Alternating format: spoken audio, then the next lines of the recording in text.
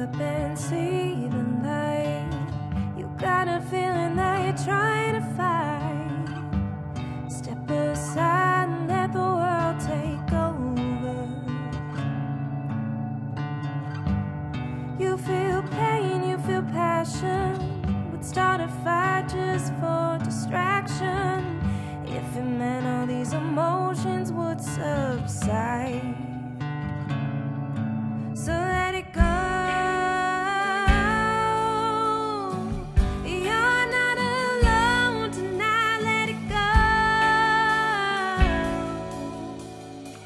How about a penny for your thoughts and time?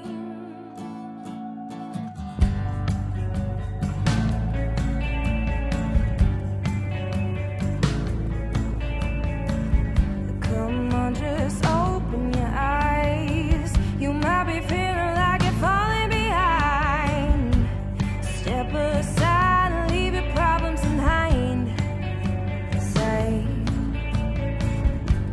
you feel love, you feel hatred. Would put a fist through the pavement if it meant all these emotions would subside. So let it go. You're not alone tonight. Let it go.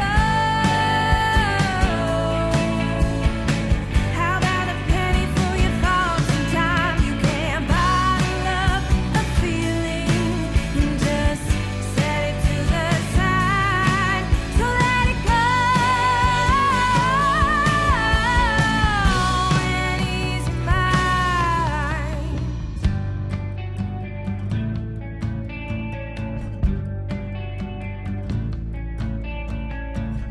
Nobody said life would be easy. Nobody said things would be fine. But nobody asked if it was easy for you to go and close your eyes. It's gonna be alright. It's gonna be alright. It's gonna be alright. It's gonna be alright. It's gonna be alright. It's gonna be alright. So let it go. You're not alone tonight. Let it go. Take control of this precious life. You can't bottle up a feeling and just set it to the side. So let it go. Take control of this precious life.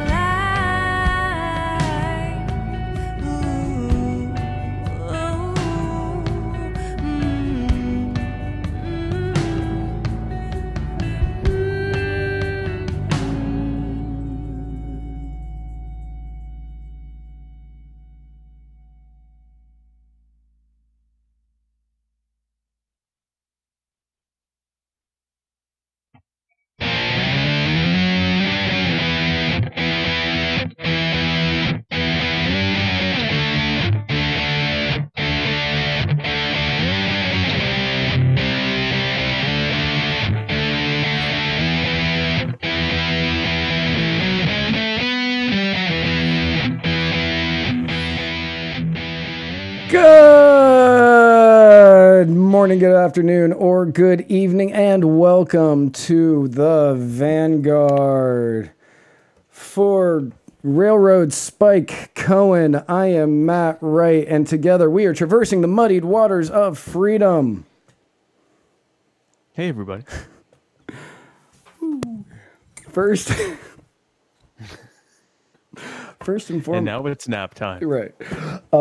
First and foremost, allow me to thank Grassroots Kava House. And I just want to point out, okay, I just want to take a moment here before I thank Grassroots Kava House, because seriously, guys, thank you for all that you do for me. These stupid fucking hay straws. Give me my plastic, one-use plastic straws back, please, because these piece of crap pieces of hay that we are now using as straws, tricking the world into thinking that this is an acceptable form of beverage transport. It's not. It sucks. It's awful. It has no density. You can't stir the drink. It's awful. But thank you guys for everything you do for me. You guys are wonderful, and I love all of you. And allow me to thank Kroger, who doesn't make me drink through a straw because it's in this perfect bottle that I just drink from for my amazing, delicious, purified drinking water. Bulavanaka. Bulavanaka. Got to take the lid off because having a lot of straw can't handle the pressure. Like, now is kava like? Is it like a smoothie in consistency? Like, does it take stirring, or is it? It's not water soluble. Okay. So so it's all in the stuff. Okay. Right. So it constantly the sediment goes to the bottom. Yeah, it separates. Okay. But yeah, no, St. Pete's doing that no plastic straws crap because a frog got a straw stuck up its nose or whatever, and yeah. Travesty. Uh-oh. Speaking of which, we have a caller. Yeah. But yeah, so this is legit. Hello? Oh, no, God doesn't want you to call me.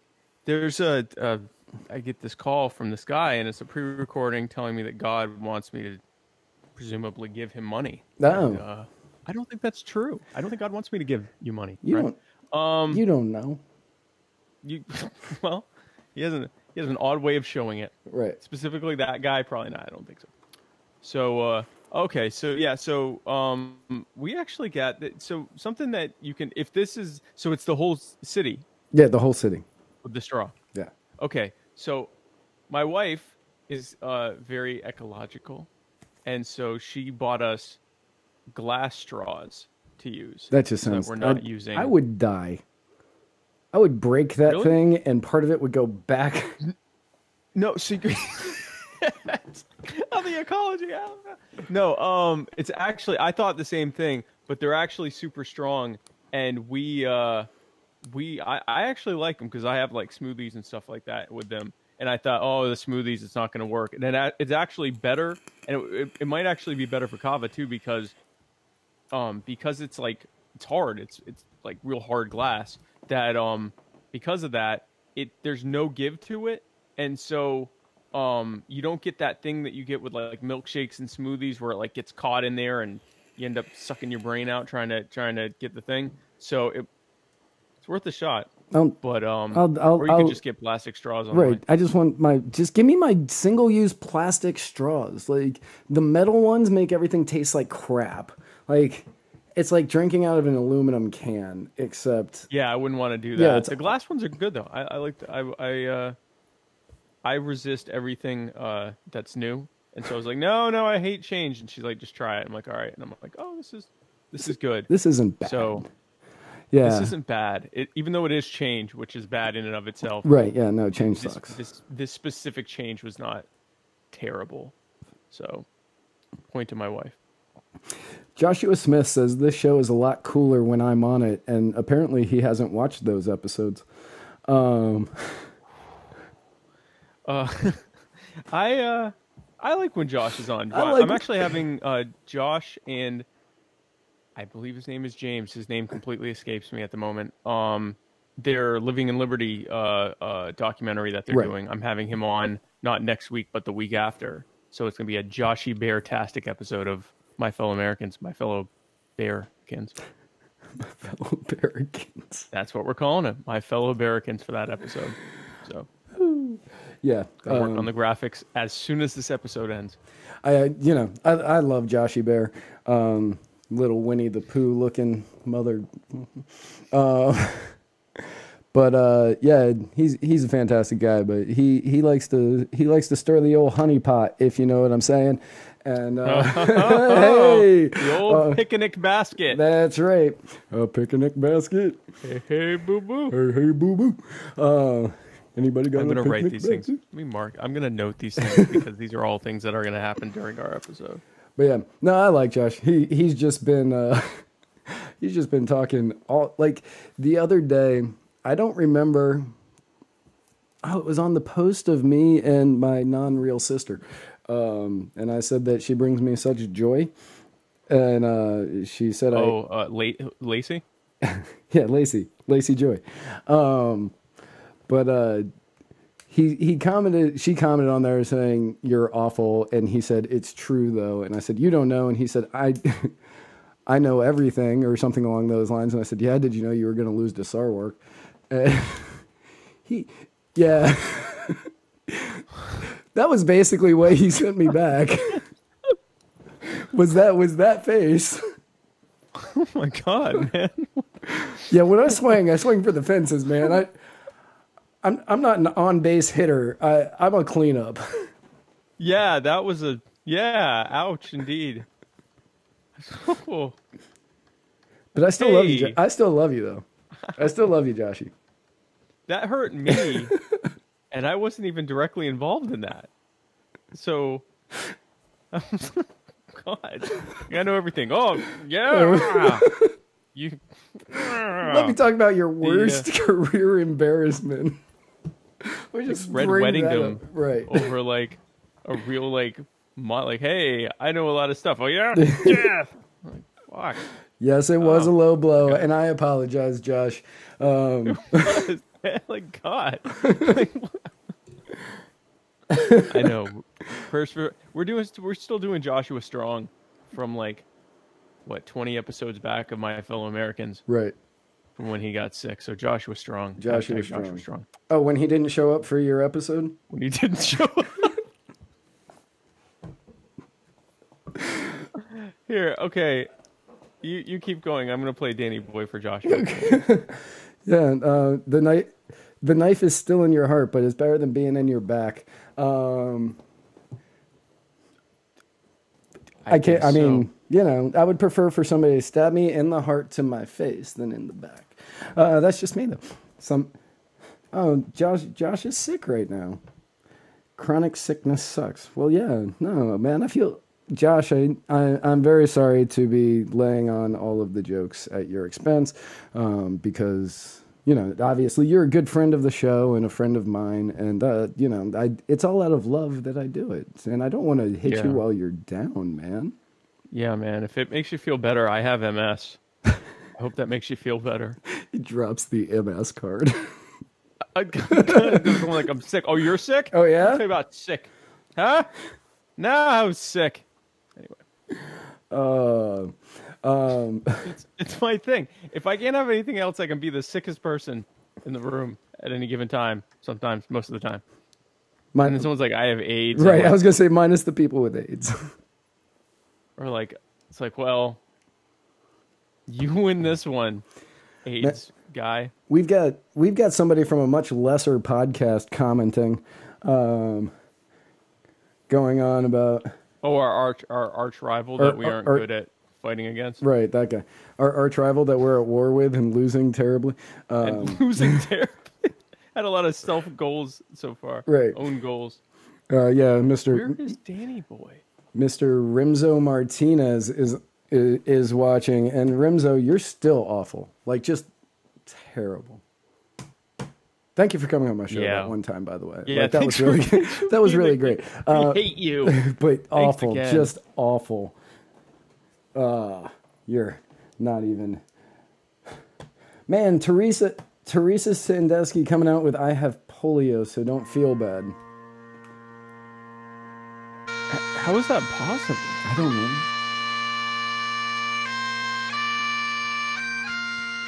Spike looks like... Oh, that is playing. Can you hear that? Yeah. Okay, good. That's for Teresa's polio. Teresa, well, how do you have polio? From a long time ago, I assume?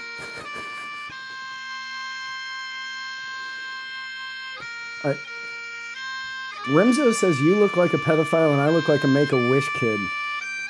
And he looks like somebody Trump is going to deport. Oh, I look like a pedophile. Right, and I look like a Make-A-Wish kid. Well, that seems inappropriate. Right. He looks like somebody Trump's going to deport after he yells at a guy in a MAGA hat. After he claims that they beat him up. Right. But I just have so many questions about the polio. I do have a lot of questions about the polio. Teresa, Any information you want to drop on us about the polio? please. Our condolences, by the way, but also how? Yeah, I just realized the frame isn't up. I don't know why. What frame isn't up? Oh. Yeah. Yeah, the frame's not up. It should be up. Hey, everyone. For those who don't know, I'm Spike Cohen. And I'm Matt Wright. And we are on a show called The Muddied Waters of Freedom. Yeah. And you're watching us.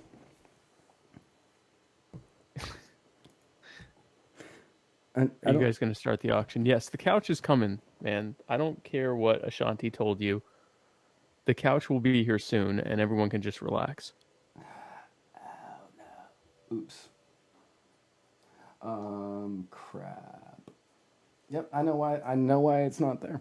But that'll be fixed next week. Sorry guys. Yeah, we'll fix that next week. Right. It doesn't matter to you guys what this show is called. Right. Okay? Just This is just the Spike and Matt time of togetherness. Also, I would like to wish my very favorite cousin Ian a happy 32nd birthday today.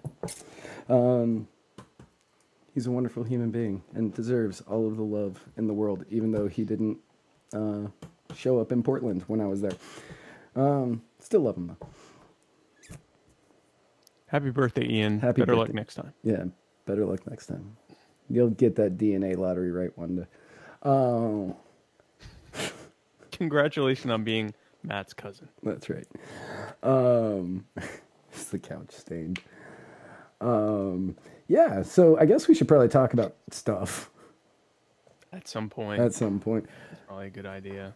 What do we got? At some point. Yeah. At some so point. I don't know, this week wasn't really. It wasn't a really heavy political week. I mean, lots of stuff happened, obviously, but like right now, Trump is in Vietnam, currently spending more time in Vietnam than the Native American guy that confronted the Covington High School kids.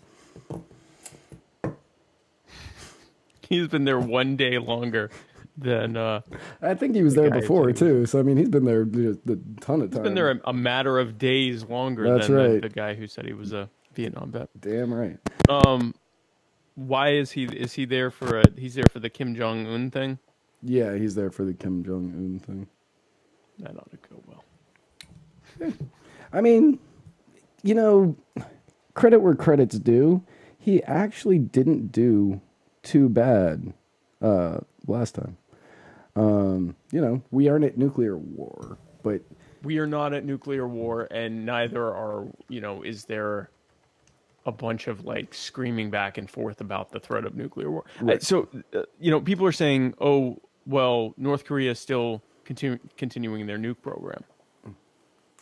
Okay. All right. So here's my thing. And I don't know if I've said this before on this show. I've said it on my show. If I were to become the elected or unelected, if I were to end up becoming the leader of a small and relatively poor country, I do a lot of things. First of all, I'd free all the markets so that we wouldn't be poor any longer. But another thing I do is I would immediately start and announce the start of a nuclear weapons program.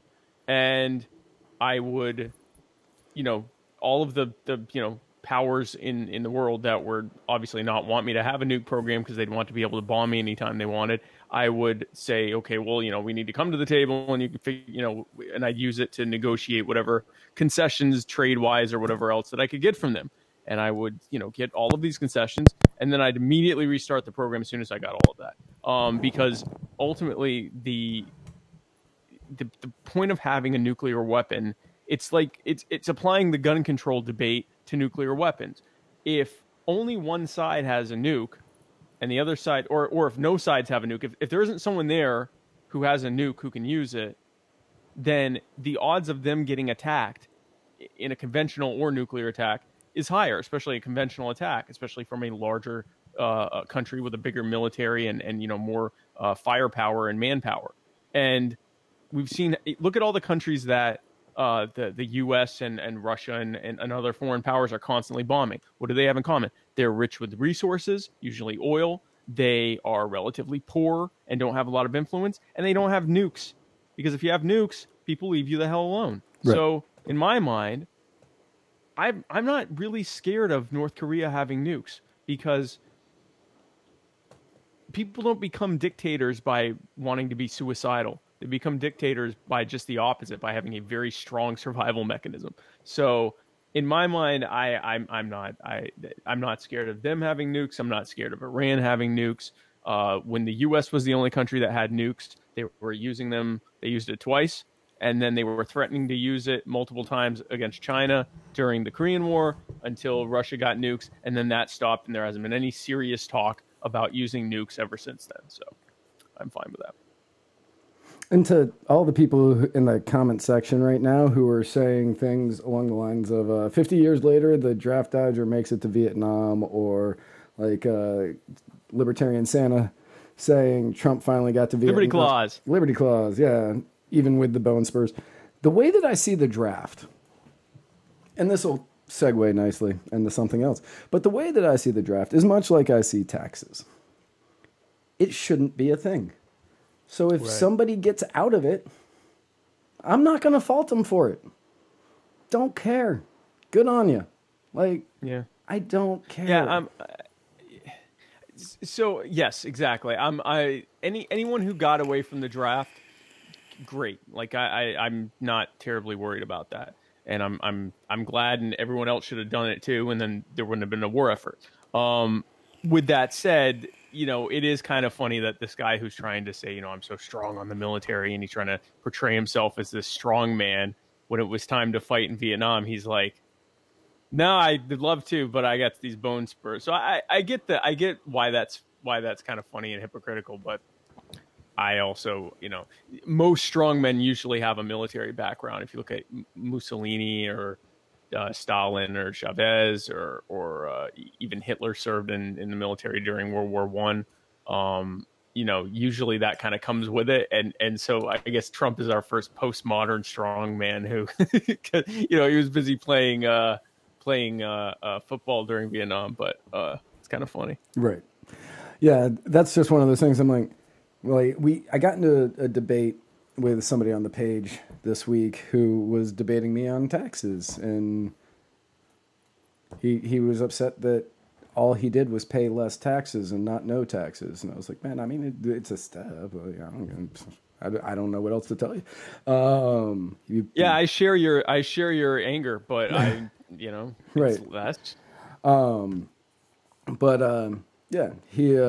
The way that I see it is, all right, yeah, it was over Jeff Bezos not paying taxes. What started it, and it's not that Jeff didn't; it's that Amazon didn't. And I was like, man, if you can get out of paying taxes, good on you. Like, you think I don't try? Luckily, I don't. I don't make any money, so I mean, it's a lot easier for me. But that's the thing. That's a great way not to pay taxes. That's right. That's agerism. Right. Just don't make any money. Just don't make any money. Just be broke all the time, and you don't pay taxes. It's not bad.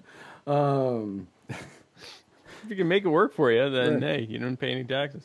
Right. You just got to learn how to garden, farm. So that's this is a thing that is an actual we can segue directly into. Speaking of the draft. Speaking of that draft. Speaking of the draft, this isn't in the notes, but it is a thing. It is in the notes. I put it there. I know it's there. I just saw Texas. I assumed it was something Texas related.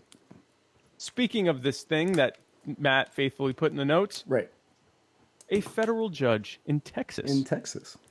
Texas. Ruled that women... that a draft that's male only is unconstitutional. So the selective service is unconstitutional unless it includes women. Right.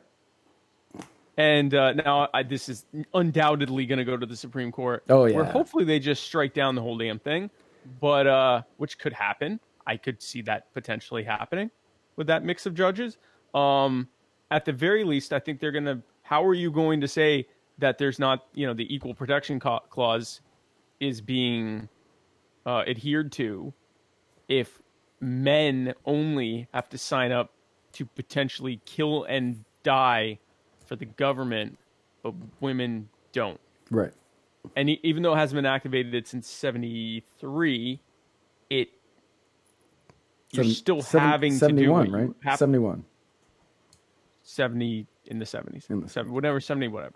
70 something in the 70s. It's been, 40, almost 50 years, but it's still a thing. And you can potentially, they say it doesn't really happen often, but you can potentially face jail time and fines, and you cannot register to vote.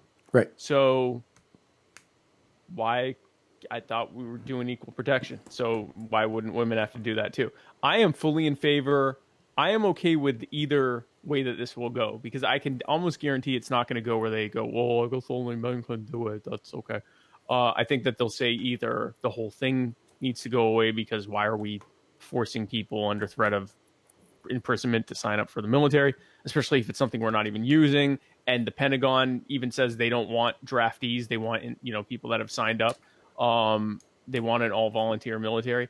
And also, or if they go the other way and say, well, everyone has to sign up, both of those are going to result in there not being a draft anymore. Because I can tell you right now, the very first time every woman in this country has to enter selective service, that'll be the end of that. Right. So what is it? You can't get RIP the draft. You can't get a college loan if you're not a member of selective, like if you haven't signed up for selective service, and I don't think you can get car insurance. But don't quote me on that. There's a few things you can't do, but another thing, and again, it's not used often, but it is technically the law, is that you can be. We just got all of the reacts at once. Okay. So someone may have fallen, or they dropped their phone or something. It was like, and there wasn't really anything of import that we said in that moment. It just anyway. Maybe they're just that someone's having a moment. The words are failing me. A cascade of emotions. A cascade of emotions over the. A cascade of emotions over the draft. Yeah. So yeah.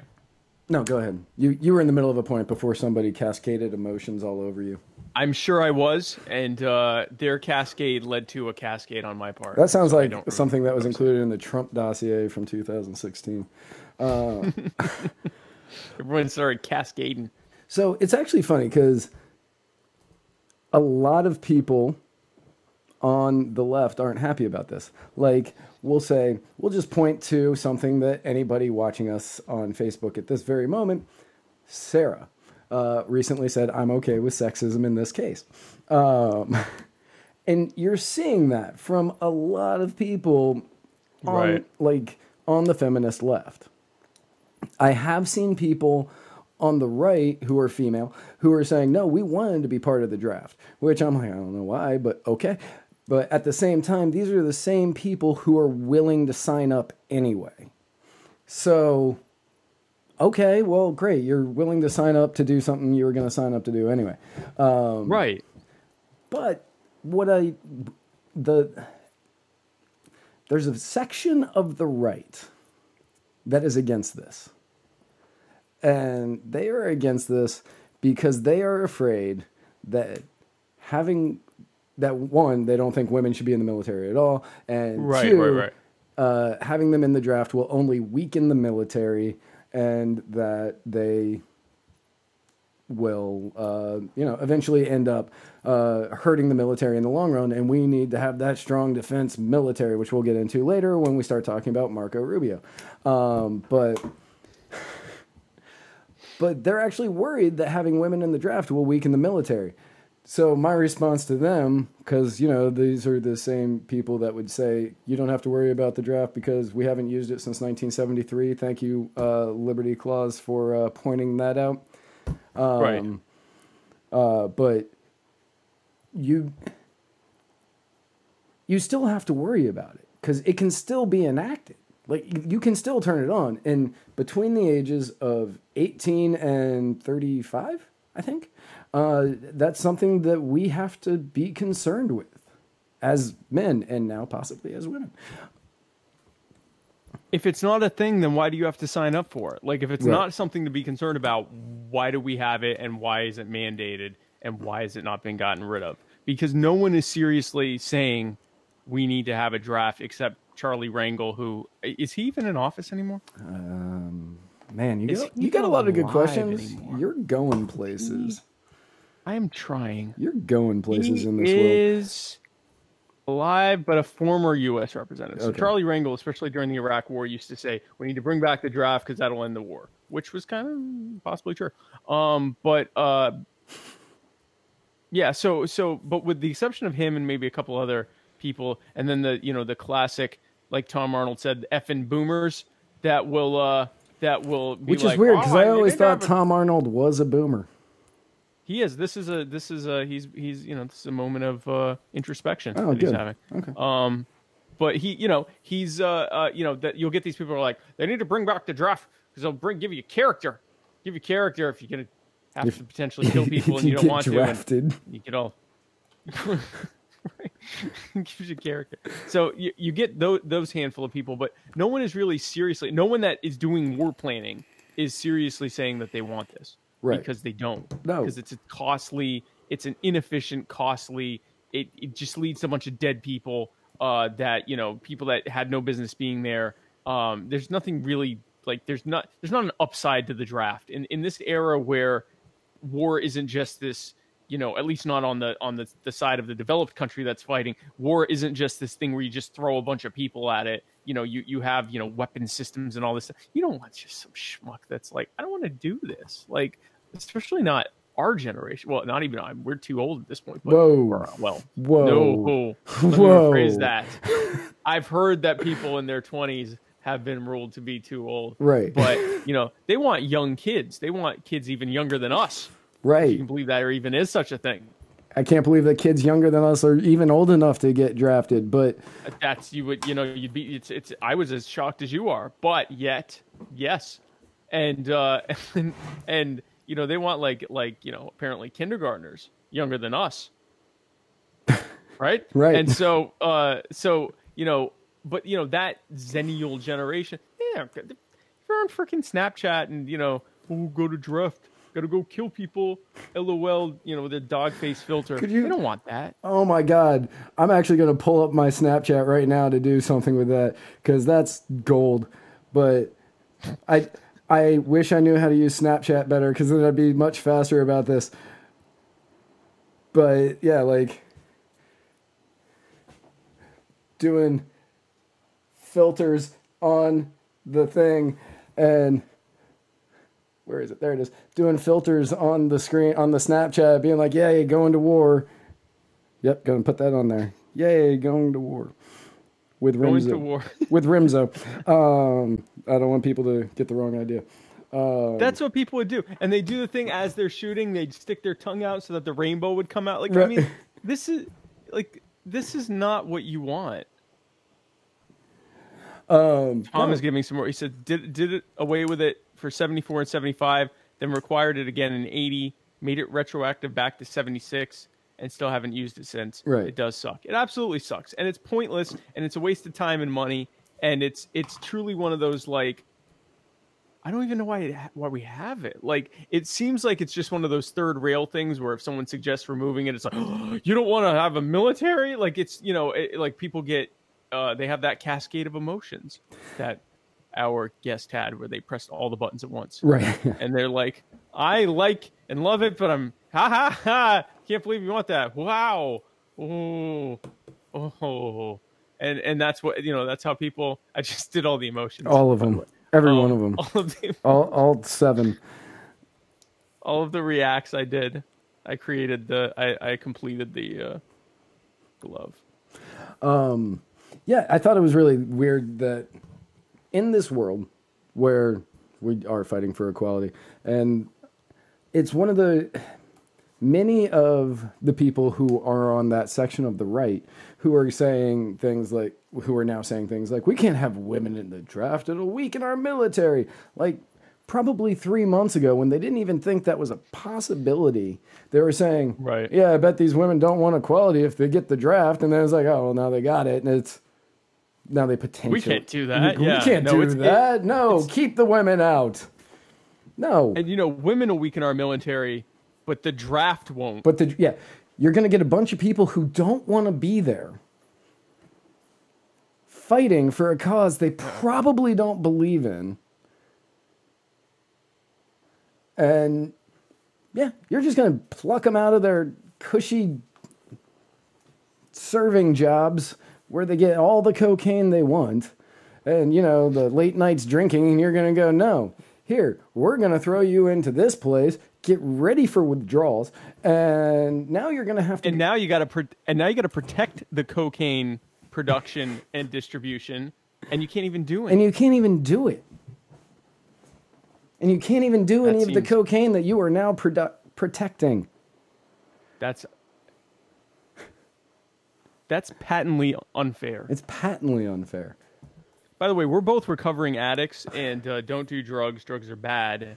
Yeah, actually, this is just a principle thing, though. Actually, yeah, real quick on that. We're both recovering addicts, like he just said. Over the last 3 months, I have lost 3 friends to overdoses. So if anybody out there, anybody at all is out there, one of them was yesterday / the night before that. I found out about it yesterday. So if anybody out there, if you're struggling with addiction, if you're struggling with your sobriety, which I definitely understand because it is not easy. I'm 4.5-ish years sober, and every day. Okay, not every day. Most days I struggle a little bit with some sort of desire to use or drink. And if you are one of these people, man, message me on the page, message me on my personal page. Like, if you have my phone number, fucking call me, because I don't want to lose somebody else. So please get the help you need, and we're always here. Both of us are here to help. That's actually one of the reasons we became friends. What's that? That's one of the reasons we became friends. Is I said something about addiction, and you messaged me to see how I was doing. Yeah, and I was encouraging you because, and let me encourage you guys because I am in my 13th year of being sober, and I don't want it anymore. Like he quit when he was 11. Yeah. I was a crack baby, and I decided not to continue with that once I had the choice. So, 13 years in, I don't have, even when those first few years you get stressed out, something happens and you think, it would be easier if I used or whatever. But for at least the last 5 or 6 years, even in the worst situations, it doesn't even occur to me to do it. So I just want to encourage you that if you are in the middle of recovery or considering recovery, it does reach a point, if you've done recovery before and it just, you couldn't get over that feeling that you had to have it even after withdrawals and everything else, it goes away. Like, it does go away over time. The longer that you each day, one day at a time, obviously, but each day over time, it does get better. You eventually don't want to do it anymore. So yeah, definitely reach out to us, either us individually or this page even, right. If you ever think that, feel like you need to, that you want to use, or this channel, if you're watching us on Periscope or on YouTube. Right. Because that's, we can get through this together. There's no need to use again. And there's definitely no need for you to be sent off to protect the drug people. Protect the drugs you're told you're not allowed to use. Yeah, you should don't use them, and don't go fight to protect them either. Right. And you definitely don't be forced to do it. So that's our thing. That's our thing with that. And I have no segue. So speaking of people who want to send you off to protect the drugs in a different world, in a different country, Marco Rubio. Oh, that's actually, yes. Little Marco, the tiny little senator from here in Florida. Oh man, I've got a great segue for next too. The tiny little senator that is here in my home state of Florida is all out there being his neocon self, extraordinaire, neocon extraordinaire out there on the Twitter and in the meetings talking about how we need a U.S. military-led invasion to change the administration in Venezuela. Marco? Because that always goes well. That always well. goes well. I mean, Iraq, we decided to do a regime change in 2002, I believe it started. Let's see, It actually started somewhat before that, but obviously the invasion wasn't until then. But right. I mean, with the no-fly zones and with the Desert Shield and then Desert Storm, I mean that was going on for quite some time. Right. I remember when I wasn't even born yet, but I remember. And in the late 80s and early 90s, when, it was like, get rid of Iraq or get rid of Saddam. We got to kick Hussein's ass. Someone took the Give Peace a Chance song and they repurposed it for their dirty needs, where they'd say, all we are saying, just kick Hussein's ass. I don't know why I'd remember that now. Especially since I wasn't even born yet. Especially since you weren't born yet. Yeah. It's like 1990. I wasn't even alive. Yeah. Yeah, I believe one of the quotes, I believe it was Bush Sr. I could be wrong on if he said it or not. I have a recollection of somebody telling me it was him. Much later.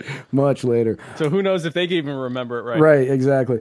But I have a recollection of Bush Sr. saying something, we're going to make Hussein swim in a pool of his own blood.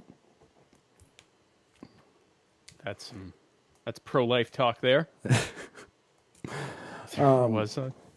But yeah, so now we're sorry, we got on Iraq for a little while, and I was like, wait, where were we before this? What area of you got to do your Marco? That's when it gets to that, you got to do your Marco. You got to drink the water. Yeah, exactly.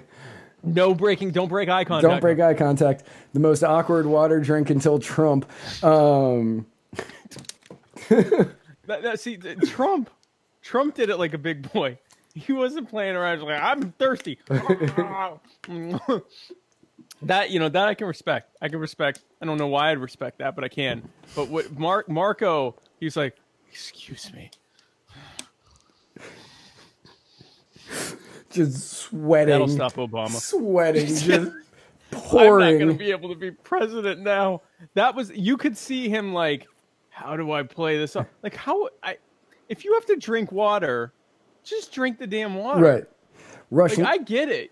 Rush Limbaugh was sitting in his Boca Raton home, I don't know, somewhere in South Florida. His South Florida home going, I said this guy was going to be president, and he does this. Yeah. What is he thinking? He's never going to be president because of that, because he missed his moment. He's now Little Marco. Trump has ruined him to ever run for president ever again. He's never going to be president. He actually is little, too. I know. So he's a tiny little guy. That makes it like, oh, man, I didn't know you were so little. That shouldn't matter, but it does. Fun, made-up fact. A completely fun and completely made-up fact. He and Cory Booker have spent many a time on the down low together.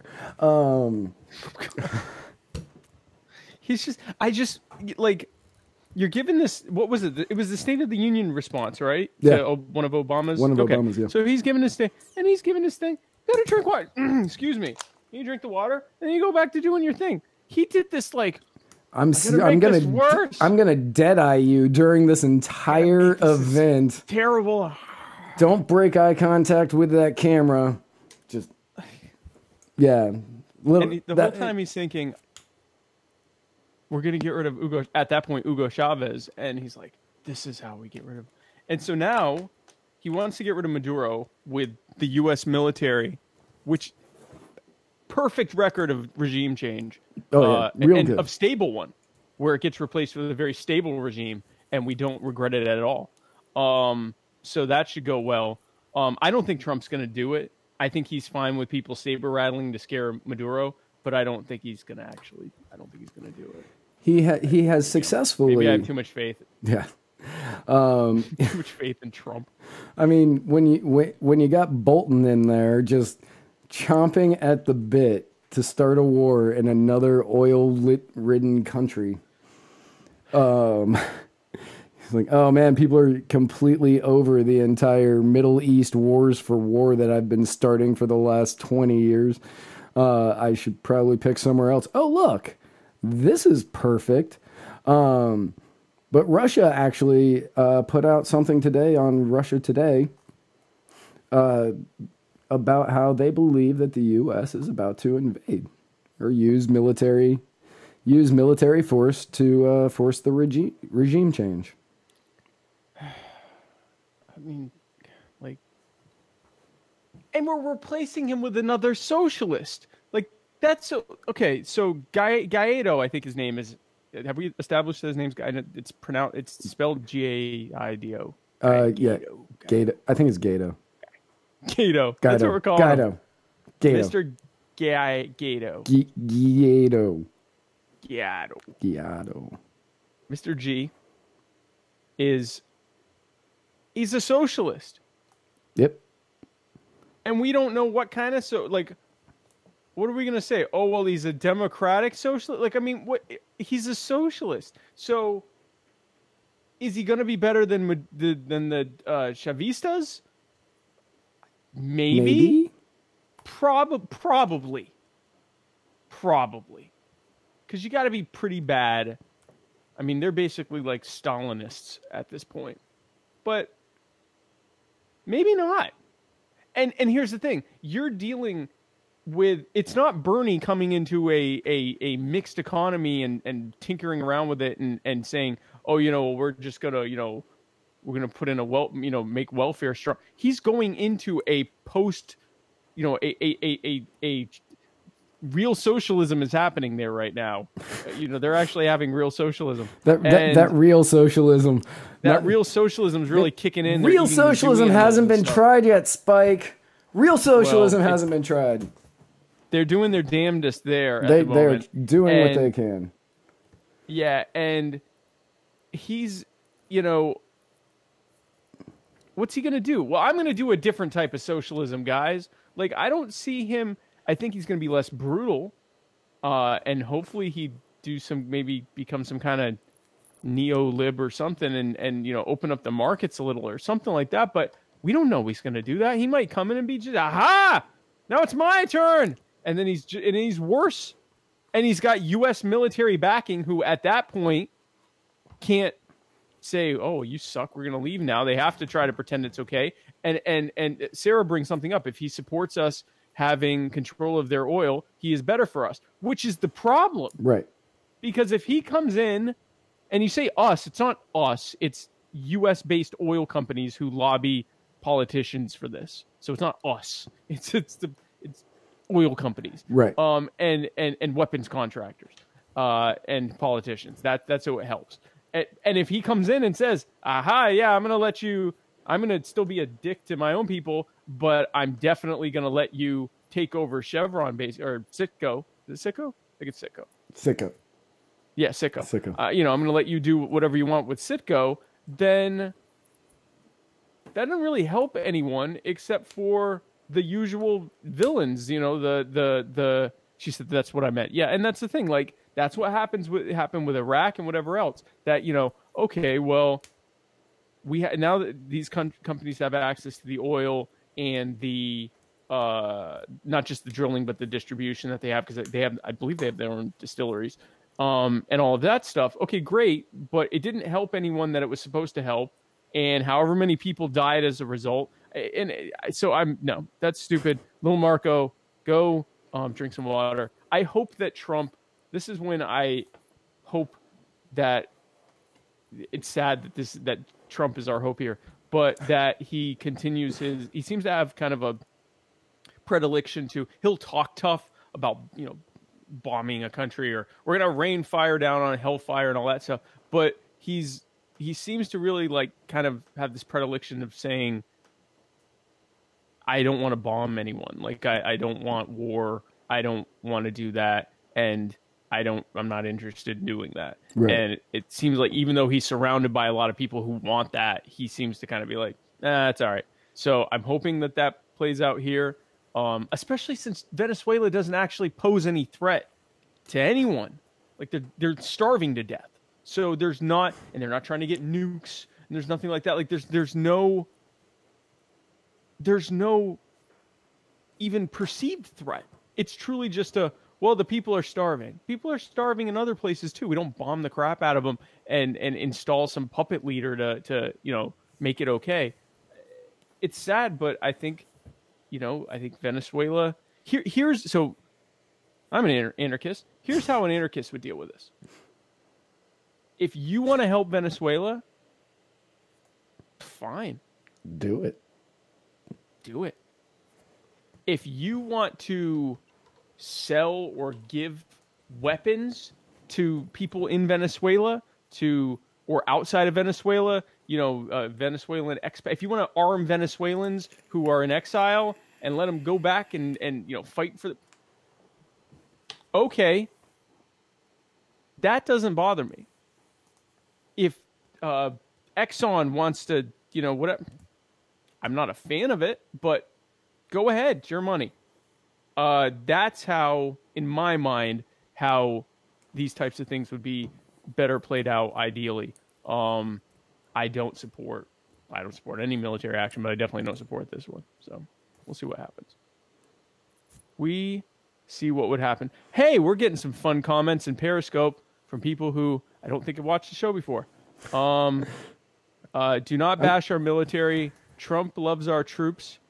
Trump has brought Korea together after so many years. That's true. Bernie is a bomb. We don't like Bernie. We need term limits. I support a term limit of 0 years. Would you rather have Hillary? Multiple question marks. No. We would not. We would rather not have anyone. Yeah, not having anybody is a much better way to do that. And yeah, we don't like these choices that are being presented to us. Right? Yeah, exactly. Trump and Hillary are the choices presented. No, thank you. And the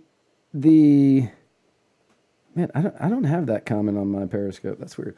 But the Trump loves our troops. Well, he didn't love them enough to be a part of them when it mattered.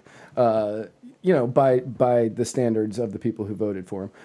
So exactly by their stand, we're fine with. By the way, we're big. If you're still on, we are big supporters of draft dodgers and really just people that say no to the government, including illegal aliens. Real quick, what did we say against the troops? We just said that we don't like us sending our military other places. Like, we don't like us sending our military to other countries. Hey, welcome to. He said, "I'm a first time here. Welcome to the show." Welcome to the show. Yeah. How do we bash the military? We bash military actions, right? But that's not the actual troops. The troops sign up ostensibly for one of two things. Usually, they sign up because they want to protect the country, or they sign up because they want to get college or something like that. They sign up for some personal, financial, or to help them in their life or something like that, or some combination of those two reasons. More of one and more of another. It's one of or both of those two reasons. But people don't join the military and go, I want to fight to protect the drug cartels and the poppy growers in Afghanistan, and I want to fight to protect is pro-Israel lobby and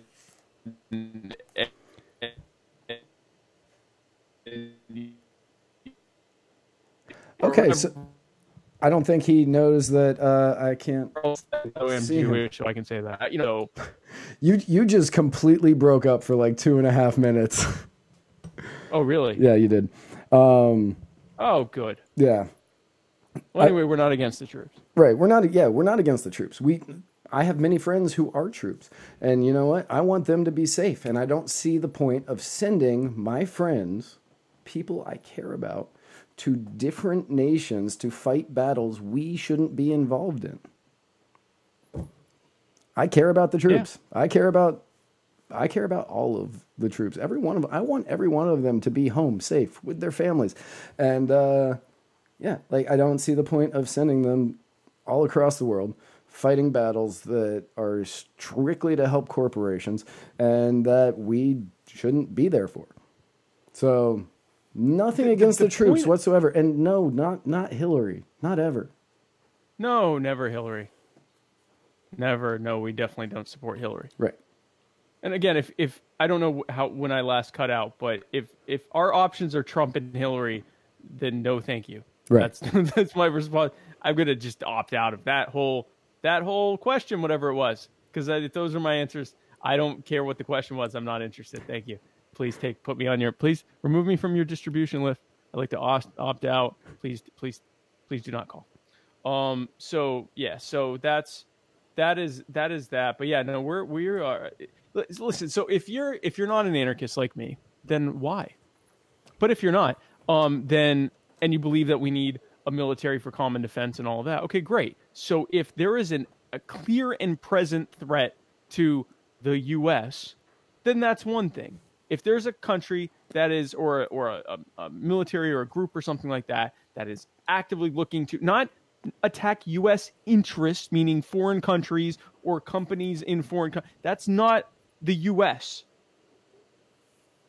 If there's someone that's saying we're going to bomb the U.S., we're going to nuke the U.S., or we're going to, whatever, or they're actually trying to invade the U.S., okay, fine. But that hasn't happened since Pearl Harbor. So at this point, what are we doing? Like at this point, if this hasn't happened since our grandparents were the time of our grandparents or great grandparents, then, and yet during that entire time, the U.S. military has been in some form of conflict or another. At this point, I got to say that maybe scale it back a little bit. And that is in support of the troops, because I would like Matt said, I'd like the troops to be home. Right. And, I'd like not to be spent, and I'd like all those brown kids not to be dead. That's what I say. Did I go out again? You did go out again. I'm in the middle of a huge thunderstorm. Oh, okay. But you only went out again after I want all those brown kids to not be dead, and then you said something after that, and I don't know what that was. But so I don't think I did say anything. No, you said something, but I don't know what it was. It was just like short. It was like 2-3 words. But yeah, again, the options that were presented to us were, of course, we're going to side with you. Duh. I mean, minus we don't want Hillary or Trump. But yeah, we're not. Nowhere in there are we saying that we don't support the troops, and nowhere in there are we saying that I don't remember what the rest of that comment was, and it looks like you froze on me again. Yeah, we're having some fun tonight. Yeah, we're gonna have some good times. We're having some fun. This is gonna be good. Hey, everybody! Welcome back, Spike. But yeah, again, we do support the troops. Yeah, we don't like Trump. We think I will give Trump credit when Trump deserves credit. And I try to do that for every politician, as does Spike. And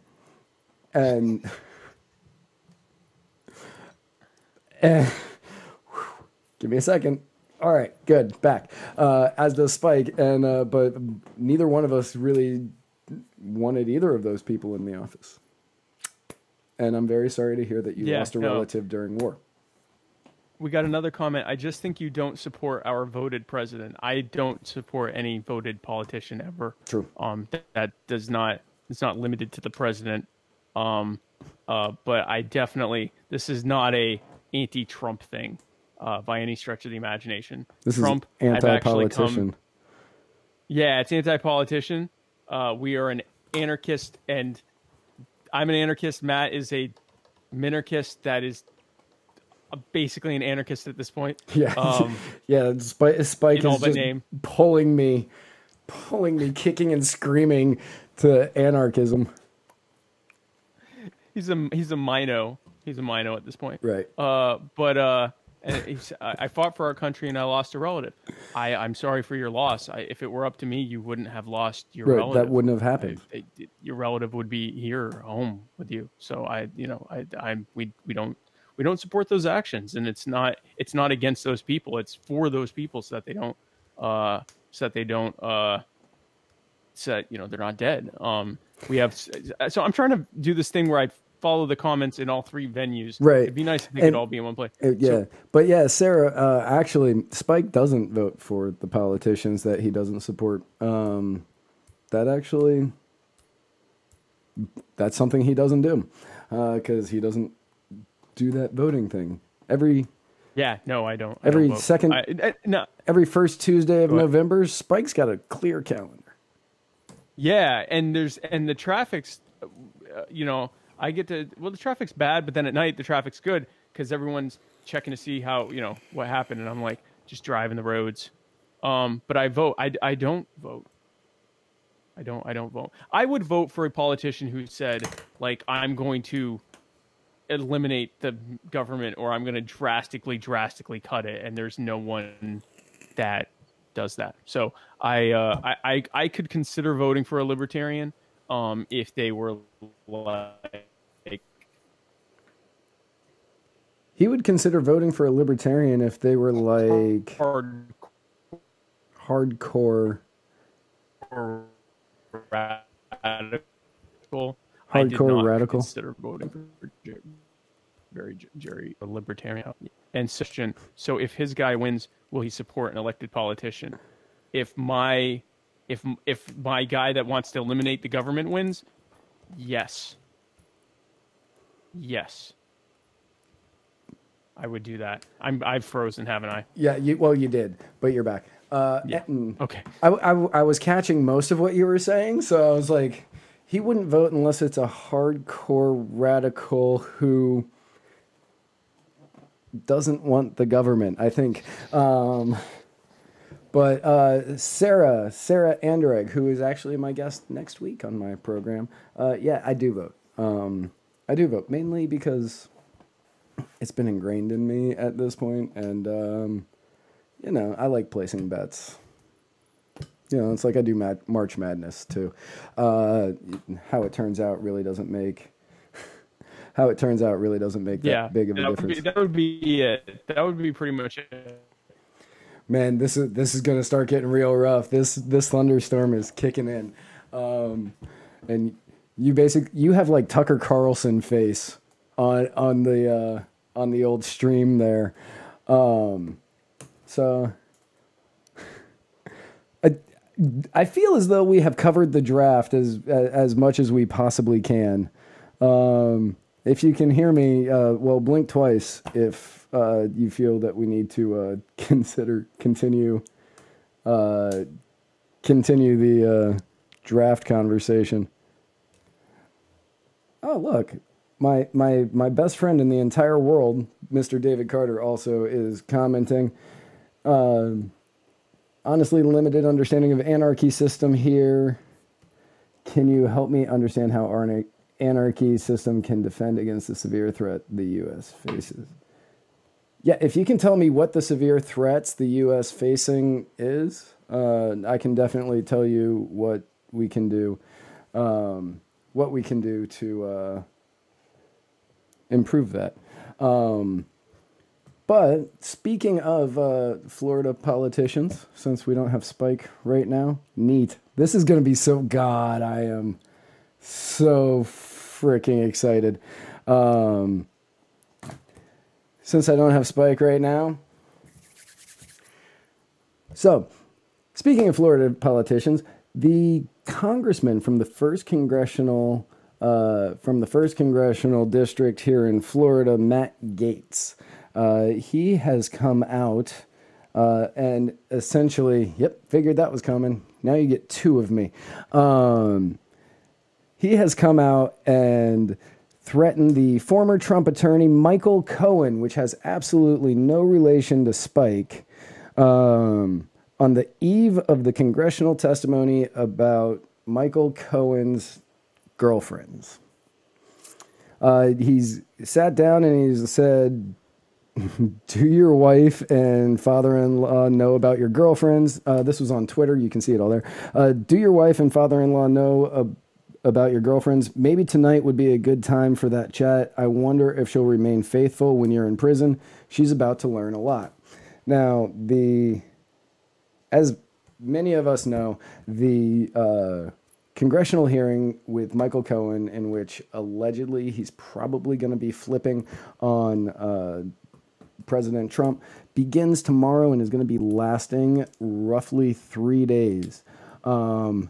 Hey, you're back. We're talking about Michael Cohen, Congressman from the first congressional.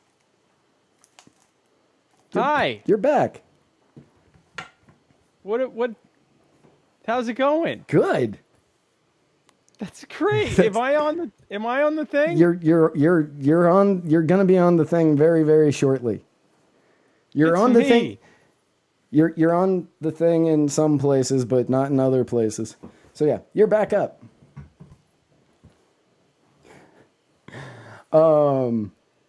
Did you freeze again? Please tell me you didn't freeze again. Okay. Oh, good. This is all right. So Yep.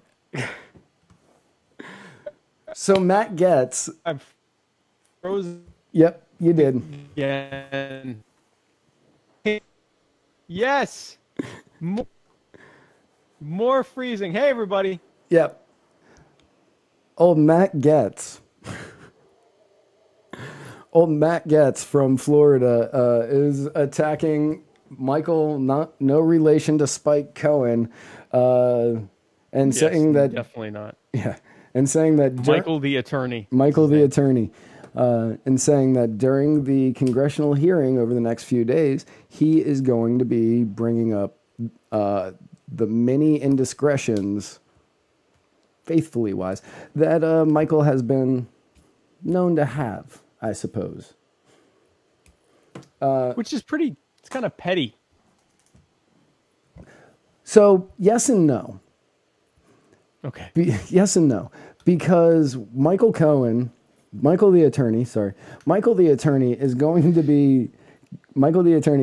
to be testifying about how when Trump was in office, or sorry, not when he was in office, when he was a businessman, he was cheating on his wives, and how that proves that he is not eligible for whatever. I don't know, because I don't care. If you cheat on your wife, that doesn't mean that you're not a good leader. If you can keep. But we already know that he cheated. Right, I know. But that's going to be part of the testimony. So I think that it's going to be brought up as, well, you do that.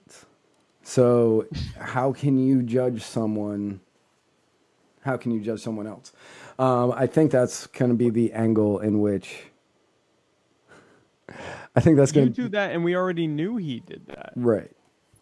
In fact, I'm pretty certain that everybody in Washington does it, even though Paul Ryan, who's no longer in Washington, swore he does not. Was there a question? Did people think Paul Ryan did cheat on his wife?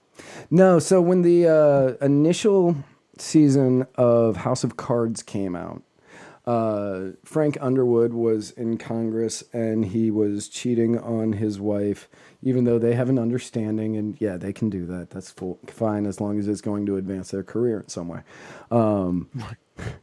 But they were doing, like, he was cheating with the reporter. I can't remember her name because I haven't seen that season in a really long time, but he was cheating on her with the reporter, and Paul Ryan said he didn't like the show because it made it appear as though all people in Congress cheat on their wives, even though it only showed one doing it, to which I was like, man, that sounds like a lot of guilt you got there, Paul. But it doesn't sound good. Right. It doesn't sound good. It does not sound good. Right. So Matt Getz is going to make Michael the attorney feel bad by saying, he said, do your wife and father-in-law, it's an odd, wife and father-in-law know about your girlfriends? Maybe tonight would be a good time for a chat. I wonder if she'll remain faithful when you're in prison. She's about to learn a lot. Whew. Yeah. This is the, I won't call it the Trump era of politics, but it's definitely the post pretending that politics isn't a massive crap fest era. And it's actually a return to, from what I've read in the the weather does not like you. Kind of ways that politicians talk to and about one another. Like, yeah. Yeah, so this is the way that politicians have always kind of done things. This is the More. way. Woo. Are you back or no? I don't think so. Okay. So yeah, this is the way the politicians have to. I am back. I'm back. Are you? I'm not back. I mean, you are now. I'm not back now. Hey, everybody! The people listening to this on on like iTunes later or on Stitcher or anything else, they're gonna be like, "What the shit is going on?" Yes, because this definitely needs to go on iTunes and sound. Well, Yeah, I mean it will, but it's where we make our money. Of course, it will. hey, I'm back not on again. Yeah. So. Yes. So. We want more. I'm going to comment it. More flickering. More flickering. So yeah. Actually, if you think about it, I can't even concentrate because I get like 1/3 of a word. People to know I'm still. The congressional hearings that we've had recently, we had the Yes. we've had Yes. the Facebook hearing. We had the This, please. we had the Thank you. we had the Facebook hearing. We had the Hey, everybody. Hi. You were making it so hard on me right now. Okay. Woo. Okay, everyone. Yes. Are you there?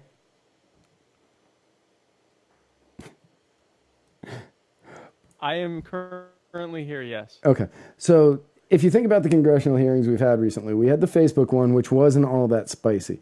And then we had the Supreme Court nominee Special Victims Unit episode, which truly was one of the most engaging moments of TV I've ever seen. And then starting tomorrow, we're going to have Michael Cohen, sad sack Michael the attorney, standing in front, or sitting probably not standing, in front of a congressional body.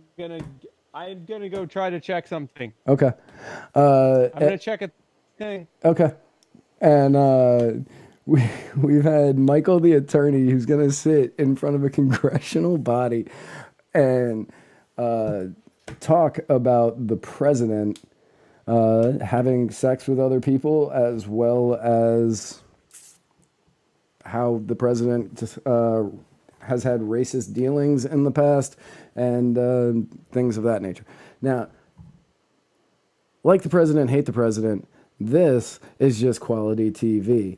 This is why we actually enjoy having C-SPAN, because nobody really watches that for anything else other than these things, and this is something that I'm definitely going to be turning into.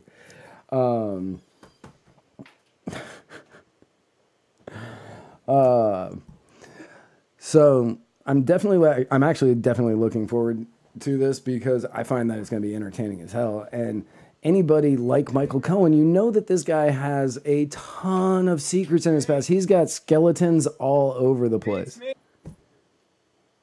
Me. Yeah, I see that. Hi. Yeah, I see you're back. Were you unplugged somewhere? What's that? Were you unplugged somewhere? I possibly was. Is it better now? Yeah, you're like really clear. Hey, guess what, everyone? I forgot to plug my internet in. Oh. So this was all my fault. So not the storm. It was probably not. Okay. So what Okay, go ahead. What I was saying is that we had the Facebook hearing, which wasn't all that great, but still entertaining. Like, it wasn't as good as the Supreme Court SVU that we had just a few weeks after that. And then now we're going to be having Sad Sack Michael the attorney coming up, talking about all of the racist and sexist and philandering ways of Donald Trump as a business person. But Michael, definitely, just being the type of attorney that he is, he's got to have like just a litany of skeletons in his closet, which is more than a plethora, I believe, but a litany of skeletons in his closet. And to say, yes, I'll testify in front of Congress is so dangerous for him as a person that I probably would have just taken the jail time. Yeah, isn't he supposed to be in jail? So, yes, but he took a lesser sentence to testify against the president. Oh. Which also means that, I mean, theoretically, he's also going to lose his bar. I did. Did he not already? He may have. I honestly don't know that. But Okay. Yeah, so, I mean, no one's going to believe what he has to say. Or maybe I shouldn't say that. The people that are going to believe what he has to say don't need to hear it because they already think all that stuff anyway. The people that aren't going to believe what he has to say wouldn't believe it whether he said it or not. So I'm not sure why they would have given him a reduced sentence in exchange unless they truly just care about saying poo-poo pee-pee to the president. Right. I don't see how that really helps any goal. He's 100% doing it because the Mueller investigation and whatever other investigations are so hell-bent. They've got such a hard-on for trying to impeach Trump, even though it ain't going to happen, that he's like, yes, I will help you out. I will do this to get a lesser jail time, even though I broke a law, even though I broke the campaign finance law. Right. But even Michael Cohen's the one that did it. Did he do it under duress from the president? Maybe, possibly. But there is no evidence of it if he did, which is why nothing will ever come of it. There's no audio of it. There's no, text. There's no email. There's nothing. If there was, it would have come out.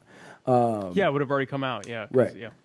So he is actually going to, what I read earlier today is he was going to go in and talk about the philandering, racist, and sexist practices that Trump had as a business person, which has absolutely nothing to do with him as a president.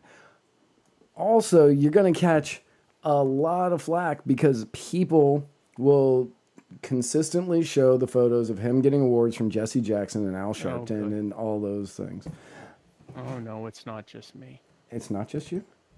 It's not. I lost you for a second. Neat. Whew.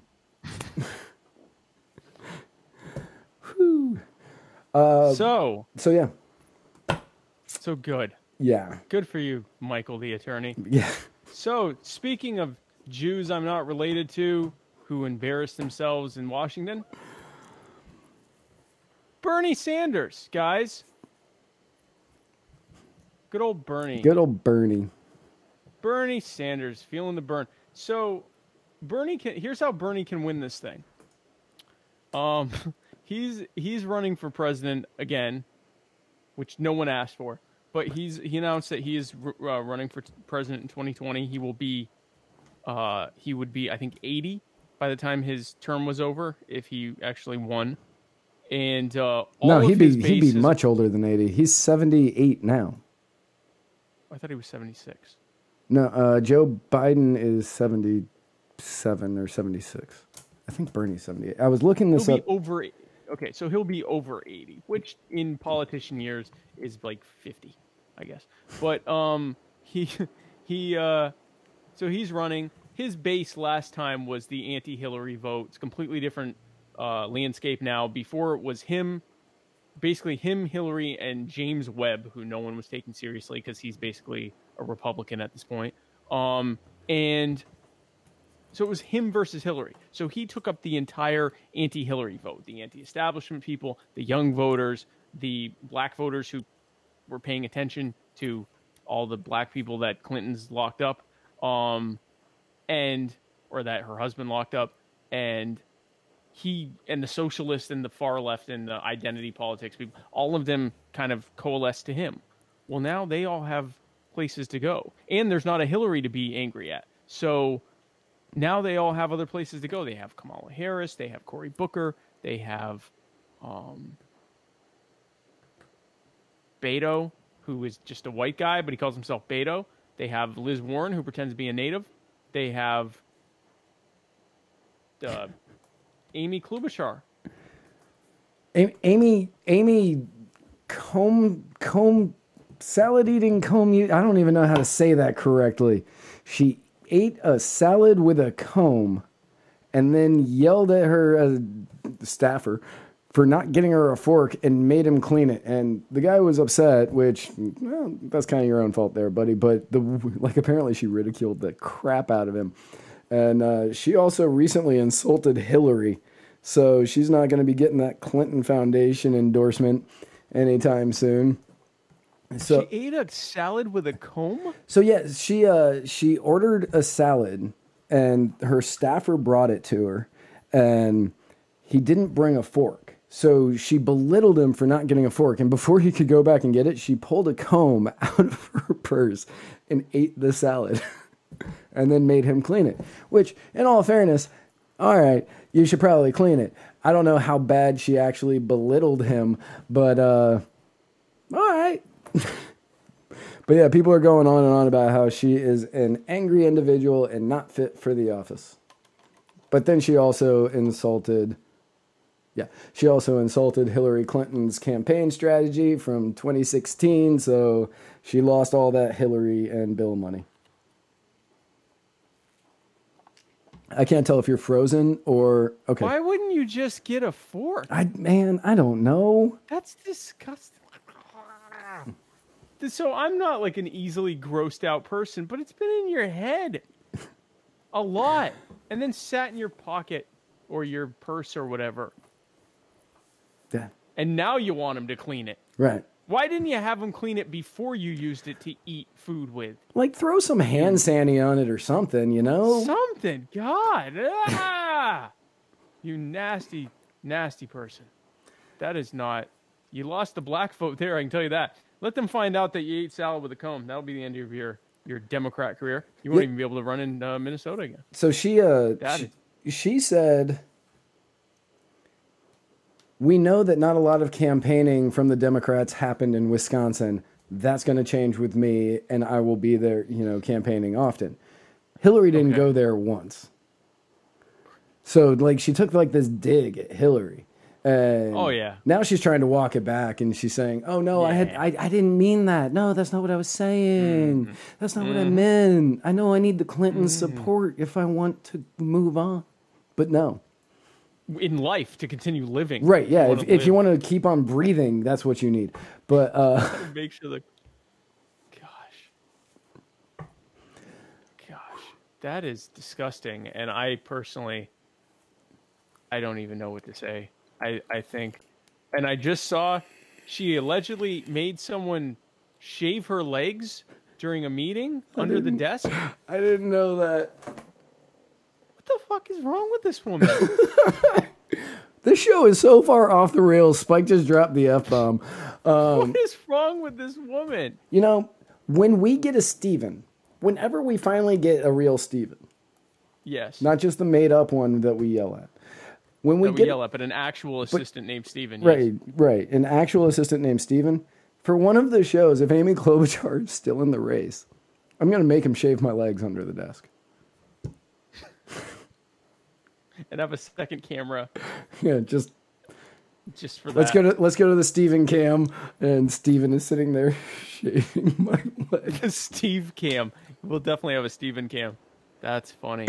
No, I mean, listen. So the Democrat coalition obviously is a bunch of different disparate groups that don't really have a tremendous amount in common, which is what becomes a problem during primaries. But that's kind of true of Republicans too, but not to the same extent that it is with Democrats. But we're seeing it in its most toxic, played out version where like these sides hate each other, and you're going to see a war between like Harris and Warren, if Warren even stays in it, because I especially now that Bernie's in.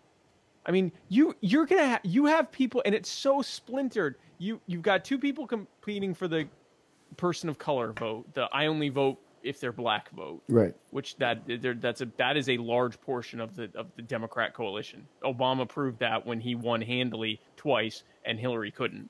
So you got that part of the vote, and then you've got the woman vote, which is split 6 ways to Sunday. Then you've got the socialist vote, which is split at least 2 ways.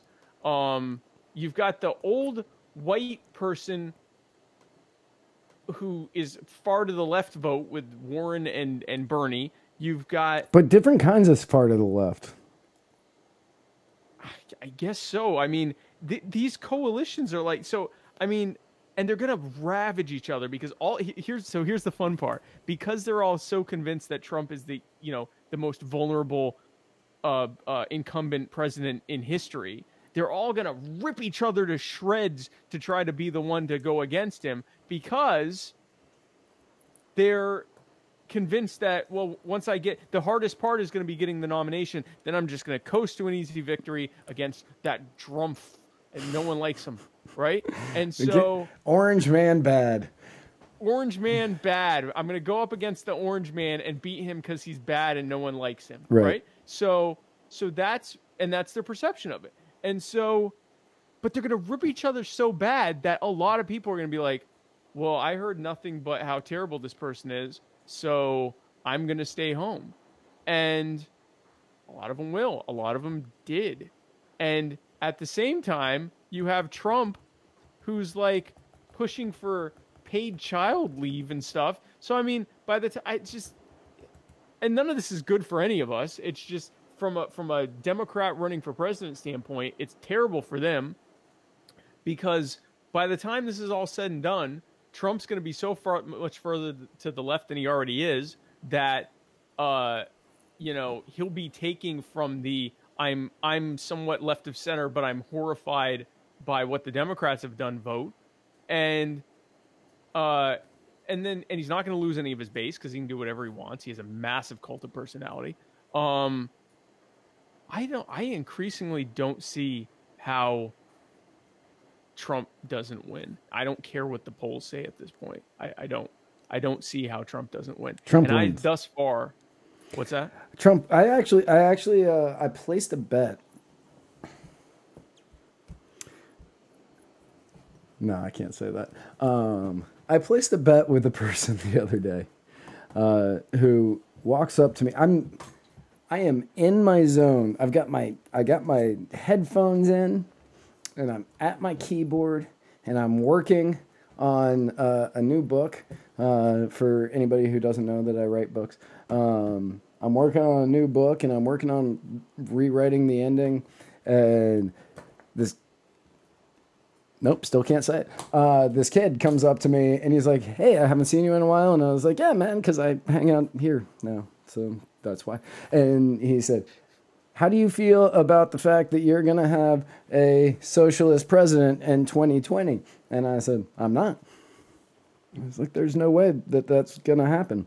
And he said, no, I really think Bernie's going to win. And he just kept giving me, the same people that voted for Trump are the people that were mad that Hillary screwed over Bernie. Wrong. That's not true. No, that's just wrong. No, it's just easily disproven. That's not what happened. Right. Were there some that did that? Yes. Was there a massive movement of Bernie? No, they a lot stayed home. Most of them did not. Most of them did not. That's not the Right. story of what happened. But anyway. And then I went on and I said, plus, the man's in favor of Maduro. You're not going to win the Democratic nomination being in favor of somebody that's starving their country. It's just not going to happen. Like Yeah, the people, even the Democrats are not supporting Maduro. They're all supporting Guaido, whatever. Guaido. But yeah, they are all supporting Guaido. So there's no way Bernie supporting Maduro with his policies is got a shot of winning this thing. He's not even going to get there's no way he gets the primary unless like everybody dies. He's not getting. Yeah, he's not winning in the primary. Right, he's not going to win the primary. He's not going to do it. And even if he did, he wouldn't beat Trump in the general. It's just it won't happen. So the kid kept coming at me because his butt is made of burgers, if you know what I'm saying. Did you get that joke, or was the wide? I am lost. Okay, he has Asperger's, and oh, okay. But he I would have never got in a million years. I would have never gotten that. But yeah, he kept coming. So I just turned around, and I don't care. Like, I don't want us to do military intervention down in Venezuela. But I started going off on why that wouldn't work, and he was like, "Well, no, that's not true. The Venezuelans didn't start losing food until sanctions." And I was like, "I guess I'm not going to get any work done with you sitting here, so I'm just going to basically talk to you and not stop until you want to walk away." So I turned to him and I just started going, when Maduro gave the speech about blah, blah, blah, blah, and he goes, "You're not even letting me talk." And I'm like, "This is what it's like to talk to you, you autistic." And I have no problem. We here at Muddied Waters Media Muddied Waters love the autistic. We love, we have no problem with anybody with any sort of physical or medical disability. It's just, man, and I get it, you can't really read social cues, but at the same time, take the bet or don't. And by the end of it, he did. So I'm going to be $20 richer in November. Well, probably before that, whenever the Democrats finally pick their. And yeah, I'm going to take his money. I don't care. I am 100% taking that kid's money. Hey, you want to make bets, then you make bets. So two things. First of all, when someone says to me, "We're going to have a socialist president," I say, "We already do." And then when always have. And then which always invites an interesting discussion afterwards, meaning they usually block me, or if we're in person, they I guess the in-person version of blocking me, which is stop talking to me. The other thing is this. So this is a common pro-socialist and communist refrain. Communism would work if the U.S. wouldn't stop trying to undermine it. We hear that all the time. Oh, it's the sanctions. It's the military involvement. It would work. Communism would totally work if America would just stop leaving. It would just leave them alone. This is very similar to someone saying, our team would have won that game if the other team hadn't kept playing also and trying to beat them. That's the same thing. So Russia is trying to undermine America. China is trying to undermine America. Russia's trying to undermine China. China's trying to undermine Russia. France is trying to undermine Spain. Pretty much every government, I shouldn't say France is trying to undermine Spain. Every competing country that's competing with another worldview of how a government should be run is actively trying to undermine that other country. And there's constant sabotage and counter sabotage and all these different things. So no one is immune to that. And the U.S. probably gets more of that than any other single country, just because they're the predominant, they're the big guy. So everyone's trying to go after the big guy. If your system can't stand up to other governments saying, "No, we don't want to work with you," then it sucks. Like, I mean, there's nothing inherently good about the mixed economy that the U.S. has. It does better than others just because it sucks less. So it's truly a valedictorian at summer school moment, but it is what it is. Like the U.S., you know, communism fails because communism sucks. Right. Socialism fails because socialism sucks. Right. Part of it sucking is the fact that it can't stand up to, you know, the pressure that every other system gets outside of itself. So there. Yep. So speaking of sucking,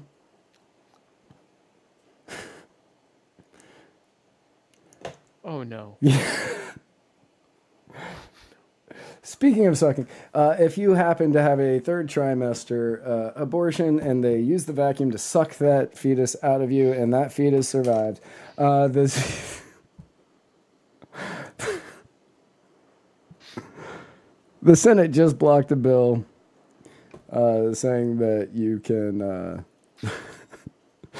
off that baby because it was supposed to be aborted. So when you hear someone say, hey, speaking of sucking, there are a couple ways it could go. It could. Abortion is usually not one of them. No. Years ago. It takes a writer to... Years ago, to take it. when I was much more Christian conservative-ish, I had a tape recorder because, you know, this was like I had a tape recorder and it was the sound of a vacuum with screaming. And when somebody would piss me off on the phone, I would play it and then I'd hang up. And when they would call me back, I would say, our conversation got aborted. Oh my God. Do you still have that recording? Oh God, no. Where do you did you produce this sound? Oh, I made it. Yeah, no, I made it. Okay, with a vacuum cleaner? Yeah, with a vacuum cleaner and me screaming. Yeah. That's macabre. Right, but yeah. That is macabre. So I'm an anarchist. I do consider myself pro-life. I think any voluntary society that is just and moral is going to recognize the agency of an unborn child. And what it will come down to is a discussion about when it actually becomes a child and it isn't just a clump of cells. And I think you're going to have some groups that'll say, hey, the very moment of fertilization and implantation, that thing has its own unique DNA. It's if left to its own devices, it's going to grow to be a person. Therefore, it's a person. Some will say it's when the heart beats. Some will say it's, you know, at the moment of birth, whatever. They'll all have some delineation of when we become people. Right. We are all people. We all have rights. When did that start? Is definitely something that we should figure out. So if we're going to have a government, and if that government is, you know, we're told that its ostensible reason for existing is to protect our lives and rights, then, which is why I'm not upset when I hear that someone got arrested and convicted of murder, because, okay, if the state wants to monopolize the ability to dole out justice after the fact for someone who, you know, harms someone else, okay, great. Yeah, you're a rapist, you're a murderer, you're a thief, you're an assaulter, you're whatever, you're in prison. I'm not that worried about it. Like, that's not, you know, I'm not worried about that. If you execute a pedophile, great, good. So when I hear that they, you know, passed this, they couldn't pass a bill saying this isn't a question of second or even third trimester abortion. This is the baby survived the abortion and was born and survived. Yeah, it survived and, because it's a baby, right? And it's now we're now no longer talking about in the mother's womb and it's part of the mother's body, my choice. It's no longer her body if you're even using that argument. It's no longer at that point her choice. The baby's alive. What are we talking about here?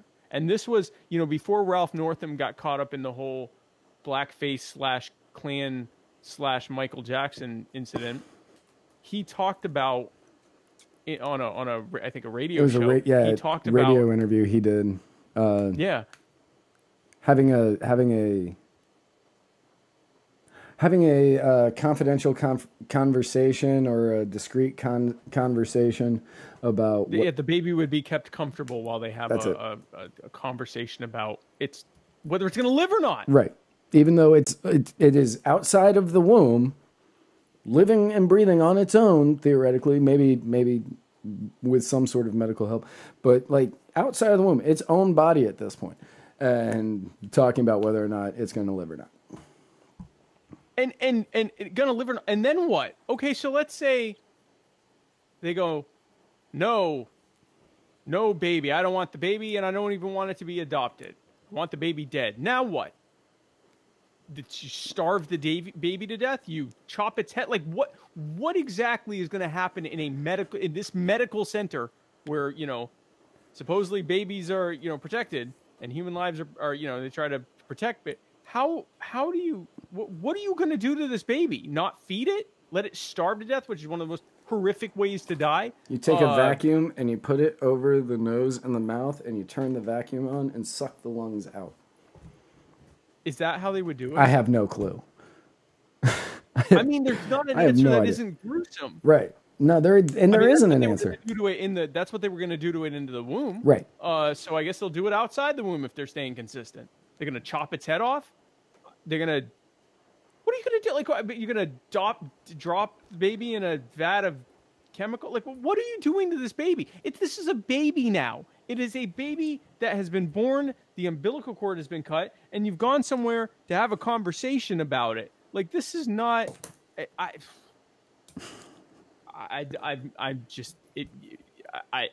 So they voted it down, and it's totally a partisan, you know, it fell on partisan lines. I don't think any Democrats crossed to vote in favor of it, of banning killing a baby.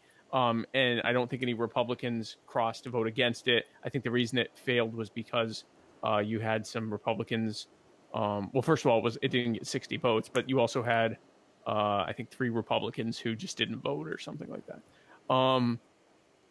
In my mind, as an anarchist, this tells me everything I need to know about the idea that the government is here to protect our rights. Because if the government isn't able to pass something saying that a baby that has been born can't be murdered because the parents wanted it dead before it was born, then don't tell me that the government's here to protect me, because it's not. It's not here to protect.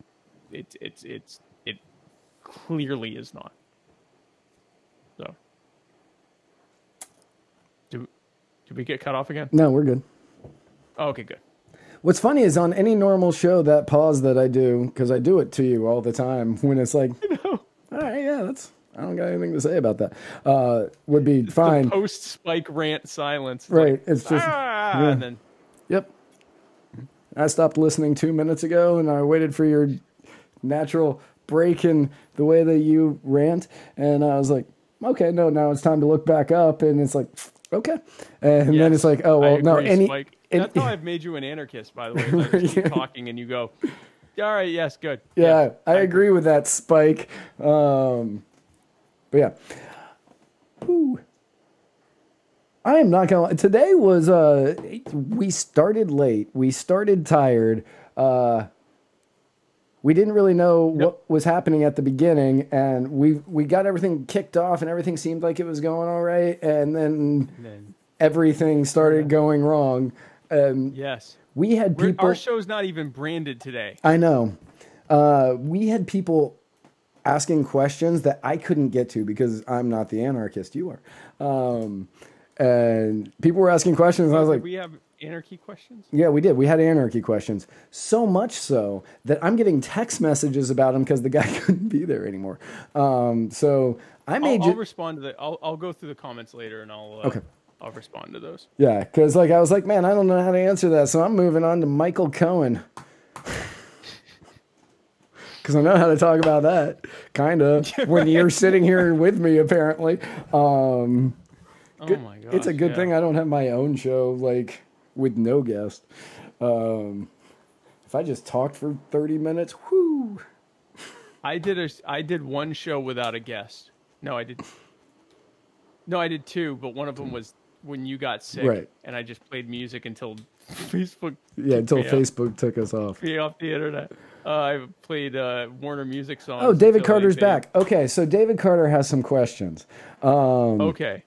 he said okay. So he was asking about what about defending against our enemies, and I said referring to which enemies, and he said like ISIS and Russia. To which he has now amended that to also include North Korea. Okay, so we're talking about in an anarchist society. In an anarchist society, because he doesn't. Okay, so in an Go ahead, go ahead, because this actually came in later. So. Okay, so David, thanks for the question. So ISIS would not exist, Al Qaeda would not exist, and any of these terrorist groups would not exist absent the state, because the Department of Defense and Department of State would no longer be subsidizing and training and arming them. And the CIA and all of those would no longer be protecting them. A lot of these cartels also would not be able to exist because there'd be a free market economy that was allowing people to freely trade these different things like drugs, and B, because you wouldn't have the government subsidizing them anymore. So that you can say goodbye to ISIS and all of the rest of that. When you talk about foreign governments, whether it's North Korea, Russia, China, whatever. So using another analogy, when we hear that, Amazon is taking over, retail, Amazon and companies like Amazon, we never say, well, what's going to protect Amazon from Sears or Macy's or Toys R Us? And the reason we don't is because it's the opposite. It's how are these companies even going to continue to exist in the face of this entirely new model that they can't fully adapt to, right? So, and the reason, we recognize that. And yet when we talk about anarchy, we go, well, what's going to stop Russia from conquering us? Well, two things. First of all, if we have demonstrated, if 320 million heavily armed people have demonstrated that they're not even going to tolerate being governed by a domestic government who pretends to be governing in their interest. Government of the, what is it? Government of the Commons? No, consent. What is that? Something by consent of the consent. Rule by consent. Anyway, whatever. If we've eliminated that, that we're not even going to consent to our friends and neighbors becoming politicians and governing over us, we're clearly not going to tolerate a foreign government doing it. And when you couple that with, so then Russia, China, whatever, is going to have one of two options: fight against a tenacious group of people who just demonstrated they don't want to be governed by anyone, and they're heavily armed. Because you want to talk about heavily armed, when the U.S. government disbands, all those tanks and Apache choppers and weapon systems and smaller, all those are going somewhere. And more than likely where they're going is to people that just buy them or take them. It depends on how the government would go down exactly, but they're going to be owned by someone. And you'd probably also have people owning nukes. But even if you didn't have people owning nukes, there's going to be sufficient deterrence to doing that, especially when the alternative is to just trade with us and make a fortune, because we're going to have one of the freest markets, one of the most prosperous societies. So there's very little upside to trying to attack us, and they're going to southern rednecks. Exactly. Yeah, a lot of rednecks are getting them. You're right. Yeah. This is not going to be a place people are going to want to conquer. They're going to want to trade. But here's where it gets even deeper than that. The real question there is, if we've demonstrated that we can actually be free and that it works, then what on earth is going to keep Russia safe, Russian government safe, from its own citizens saying, what the hell do we need this government for? Why don't we hire some of these former U.S.-based liberation companies to come over here with all their newly liberated weapon systems and free us from our government for the low price of $500 million bucks? That's where I see things going. I think that if any sizable, not even the U.S., but any sizable country demonstrated that they didn't need a government at all, not even local governments, that a fully voluntary society, a hodgepodge of different groups that would just live in freedom and free commerce with one another, free association and dissociation with one another, statism's over. It's a domino effect. You're going to have people that are saying, so in my mind, none of these other governments are going to be in are going to be in a position of even being able, they're going to be trying to defend themselves against the inevitable collapse of their government before they're worried about conquering another government. Yet a third answer, if I'm wrong, the worst case scenario is that we get taken over by people, by politicians. We get taken over by politicians and subjected to their laws, and that are enforced by their armed, badged, people that whose job it is to tell us what to do, and they will tax us for the pleasure of that, and they will teach our children in their government schools that this is all perfectly normal, so that when they grow up, they'll think it's normal and not even think about resisting it. And within a few generations, in other words, the worst case scenario is that we just end up back where we are now. Because we are governed by warlords. We are governed by an entity that doesn't care for us as individuals and just wants to take from us. They might speak Russian this time. They probably wouldn't, because Russian sucks. And English is becoming the language of the world anyway. So we probably wouldn't even have to worry about learning Russian. Or China. We're definitely not going to worry about learning Chinese, because those people are learning English at a blistering pace, because they also recognize Chinese sucks. Also, and just real quick, Dave. Also, just so everybody knows here, Dave Carter and I have been friends for, well, okay, let me think of how old we say we are. We've been friends since we were 3, we'll say. We've been friends for like 25 years. He literally is like my best friend in the entire world. But Dave, just so you know, what you are seeing on Facebook is about a 3.5 minute delay from what we are actually saying. I don't know if that's true though, because I'm seeing about a 6-second delay. Really? Yeah.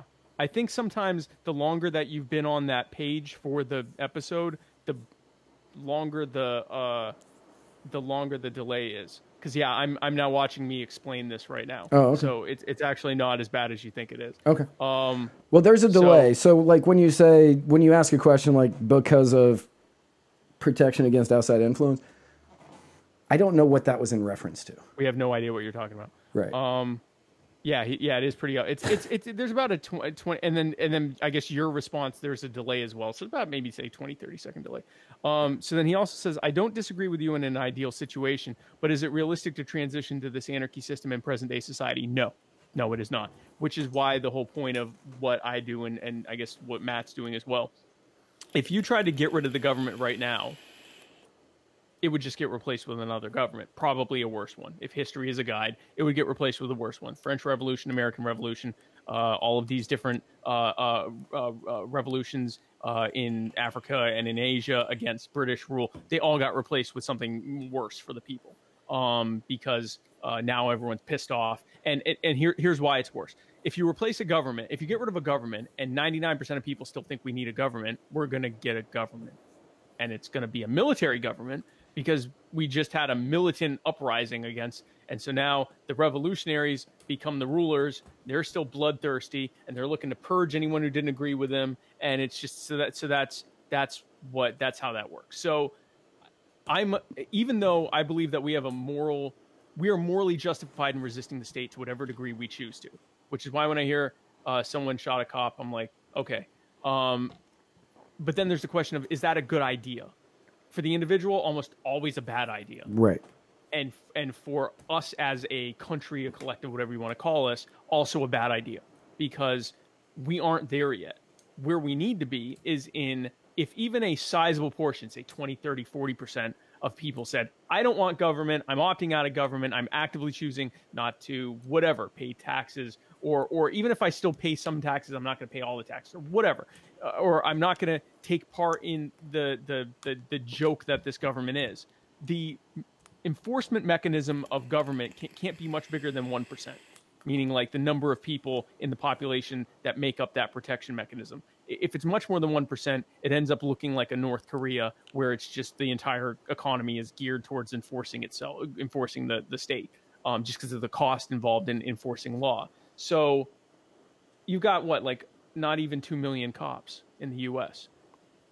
If 50 million people are saying, nah, screw you, I'm not doing any of this, government ends, because you can't, even if it still claims to exist, that's going to be a domino effect where no one's going to be No one's going to be taking the police seriously if they know it's going to be impossible for them to enforce.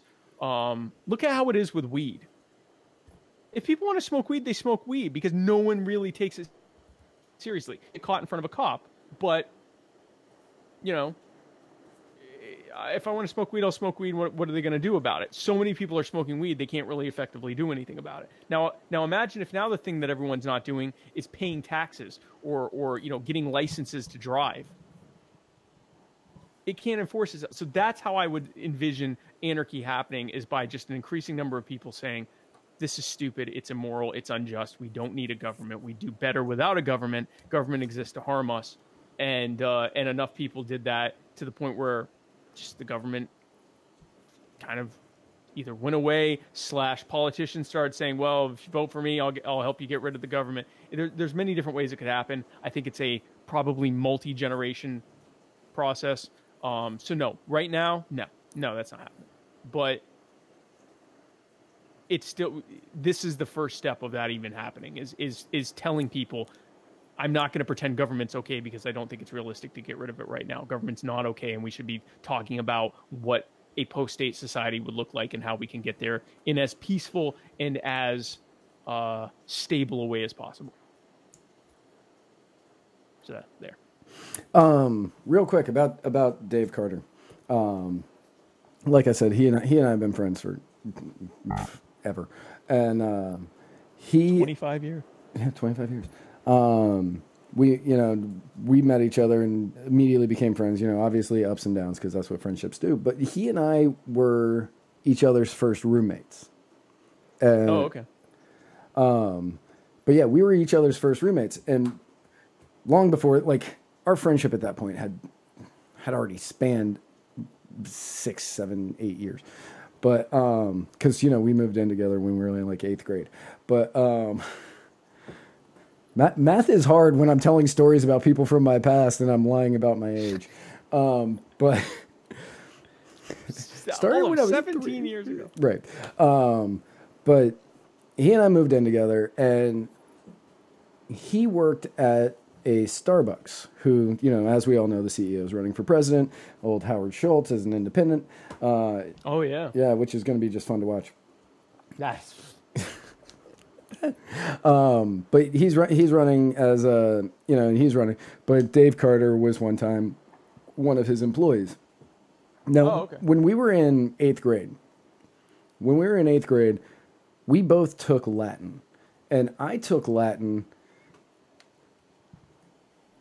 because my dad wanted me to take French, and I didn't want to, so I took Latin.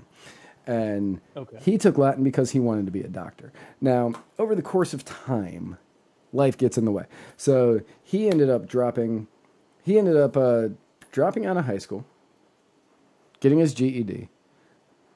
He ended up going into the workforce, where he worked for Starbucks, and then he worked for a pool hall, and then he worked for a loan provider, I think, something like that. And then he moved down to Richmond, Virginia, and he started going to school. And he recently, years later, like years after graduation, years after most people were becoming doctors, he recently graduated and is now a doctor in Kentucky. So didn't graduate high school. Still was able to get into college by taking like just your basics at the community college and then getting accepted full time, and then got into medical school, and he went to medical school at Liberty University in Virginia, and then now he is a doctor, and he was able to achieve all of these dreams. And honestly, out of all of my friends, I look up to this guy more than probably 95% of them. Because he really is just an amazing human being. If I could be like any of my friends, and I don't want to be like David, but if I could be like any of them, it would be him, because he's a genuine, honest, true person. But like when we were talking about the addiction thing, he texted me and he said, "Sincerely proud of both of y'all for your sobriety. Really cool to hear both of you speaking about it and encouraging others." Thank you, man. And Thank you. That is the type of person that he is. He wrote me a letter when I first moved from Virginia and I went to Arizona, and it's one of my favorite things that anybody's ever written me. But before that, we were living together. And we lived together after that too. But before that, we were living together, and at night, so he was working at the Starbucks. While he was working at the Starbucks, he worked with this woman named Bonnie, and Bonnie would do the morning shift, and Bonnie was also the overnight DJ on the oldies station. So Okay. he and I, you and I talk at 3, 4, 5 o'clock in the morning. That would not have changed when I was 18. I still would have been up for you to talk to. So we didn't have anybody to talk to back then. The social media was not as prevalent as it is today. And Yeah. Much lonelier world for the night owls. insomnia. So we would call the late night DJ at this oldie station. This was before we knew it was Bonnie. And we would call the late night DJ, and we would call as Harvey and Elwood. And we would all, because Jimmy Stewart movie. But we would call as Harvey and Elwood, and we would request songs. And we would always request the Monkees all the time. Okay. So much so that when she did a contest to see Davy Jones in concert, I think she fixed it so we could go see him in concert. So we actually did. And when Davy Jones died, very sad day. When Dave Carter got married, very sad day for me. I'm certain he was happy. But, for me, awful. I would hope so. Right. I would hope so. But for me, awful. And when I was driving back from his wedding, I played the Monkees the entire way. And everybody in the car is like, why are we listening to the fucking Monkees? And I was like, listen, you don't get to say right now. Cry. Yeah, well, I'm not going to lie. I was tearing up. I was so upset because I don't have him to call at 4 o'clock in the morning anymore. Now I have you. And I'm not going to listen to the Monkees with you. I'm sorry. No, that's fine. But yeah, we would always request the Monkees. And so anytime that one of them passes away, it's a very sad day for both of us. And Peter Tork, who is the bassist for the Monkees, passed away earlier this week. And immediately I thought of Dave, and I was the one that let him know when Davy Jones passed away. And he was having a bad day, and he goes, that just makes my day worse. And then he didn't talk to me for like a day and a half. And I was like, I'm not telling him Peter Tork died. I'm not breaking that news to him. I'm going to let his wife do that, just so we can maybe talk later. But of course, that could then go where he's like, how could you not tell me that Peter Tork died? But yeah, I thought we were friends. But yeah, no, seriously, he is genuinely the greatest person that I have ever met in my life. And my parents wish that I was a lot more like him. But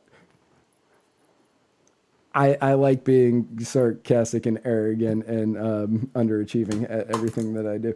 So I don't want to set that expectation too high for people. And, But yeah, again, that's who you have been explaining anarchism to for the last half hour. Cool. Well, I'm glad. Now I really want to make him an anarchist. But David, those are all good questions, and that's really what it comes down to is people, once they are like, okay, well, I think you're right that, government isn't right, but how does that work? And I say, not now. It doesn't work. Like if it's just you and me and, however, maybe 0.5% of the population that thinks that, it's not going to work. We can look for ways to be more free, and we have to choose for ourselves as individuals exactly how free we are okay with being in the face of a world where it's illegal to be free. But that's a personal choice to make. But but what we can do, and thankfully it is legal to do, is to say we don't need this, and we can talk about how that looks. Sarah said the military could enforce. That's true, but again, that only adds another 1.5 million people. And if you're talking 50, 60 million people telling and again, cops, military, these are people we know. And we say, yeah, no, I'm not going to listen to you. If everyone around them, or if, half of the people that they're around say, no, we're not going to listen to you. At what point do they even continue to be a police officer? Because what comes with that as well is, we don't respect your profession. I'm not against you as a person, but I don't care that you're a cop. I don't want to do this. I'm not going to do this. It's a big disincentive to join. It's just it's a snowball effect where now people don't want to join the police because why are you even doing it? No one's listening anyway. So it becomes very demoralizing for government. And I think in that kind of situation, if it's a societal change, in the same way that every other massive societal change has happened over time, and there was this linchpin moment where things just really just started to crumble, I think that's what would happen with statism. And we are nowhere near that. We're 0%, we're 0.2% on the way to that. So that's my answer to that. So, big news. I had to make sure this is correct. Big news. Next week, there'll be 5 shows of Muddied Waters Media happening. Monday through Friday of Muddied Waters. Monday through Friday of Muddied Waters. You will be able to watch Spike, me, or Jason Lyon. Jason Lyon. All 5 days. And you'll be able to listen to us whenever you want. Anytime. So next week, what do you have next week? Well, or what do you have this week? Sorry, what do you have this week? So it's starting with Monday, right? He's starting Monday? He's starting Monday. Okay, so, well, first of all, okay. Let's do this week. This week. Yeah, this week. So tomorrow, I have Larry Sharp. Guys, Larry Sharp, one of the most prominent libertarians in the Libertarian Party right now. He got the most votes. He got more votes than any other libertarian in the last election cycle when he ran for governor in the gubernatorial race in New York. I like saying gubernatorial. So he is, and you're going to love this episode. We already pre-recorded it. He's an awesome guy. It's going to be a fun episode. So, Larry Sharp tomorrow, my fellow Americans, 8 p.m. Eastern sharp, because I pre-recorded it. And then who do you have on Thursday, Matt? And then on Thursday, I just lost Spike again. And then on Thursday, I have Matthew Parks, who owns a marketing agency. He's a crypto enthusiast and an advocate of online privacy. He also hosts our website and helps us out with some of the online marketing that we do. He is going to come on and talk about online privacy and ways that you can kind of protect yourself, as well as give out a couple of tips on the old crypto. Cool. Can you still hear me? I can hear you. Okay, good. But yeah, I also pre-recorded that, so that's going to be beginning at 8:07. Okay. Only because when I was making it, when I set it up, I was setting it up at like 3:07 in the morning, and I didn't change the 07 portion. So it's starting at 8:07 here on the old Facebook. On YouTube, it's starting at 8. And if you just want to listen to us on your favorite podcasting app, that will be also available at 8 o'clock on the nose. So Facebook will just be 7 minutes behind. Hey, you're back. I'm back. And then next week, Monday, we have Jason Lyon premiering Mr. America, The Bearded Truth. Then all new episodes of Muddied Waters of Freedom, My Fellow Americans, and The Writer's Block. To bookend the week, we have Mr. America, The Bearded Truth again. 2 days a week, Mr. America, The Bearded Truth, with Jason Lyon, whose memes have been on fire on our Facebook page. He has his finger on the pulse of our audience better than we have. He was worried. He was like, I don't know if my meme, and I'm like, just give it a shot. And he's like, okay. And then I'm like, well, damn, now I don't even know if my memes aren't. Actually, he's been dragging up all of our memes. Like, all of our memes are doing better because of him. Yeah. So if his show is a tenth as good of his memes, then you're going to be in for quite a show. So look forward to that. So guys, thank you so much for joining us on this gaff-tastic episode. Gaff-tastic. It's good that we called it, what do we call it? The minimal appropriation episode? Yeah, something like that. Something like that. We were true to form when it came to that today. So thank you for joining us. And we will see you tomorrow and then Thursday. And then we'll see you all of next week and Monday through Friday for every week from now until the very bitter end. And where we're going, We oh don't- no, God, no. We got social media. Oh yeah, social media.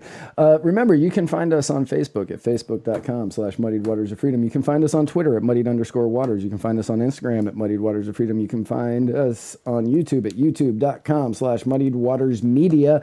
And you can find this and every other episode at muddiedwatersofreedom.com. And on Thursday, thank Matthew Parks for hosting that. Yes, thank you for hosting our website and for building at least the frame of that I've tinkered around with quite a bit on the site. So, okay, so now you're allowed to leave. We thank you for joining us. I will see you tomorrow night. And where we're going, We don't need roads.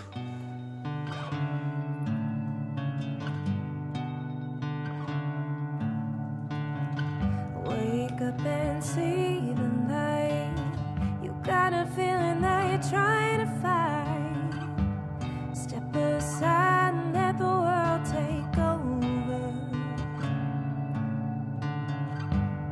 You feel pain, you feel passion. Would start a fight just for distraction. If it meant all these emotions would subside.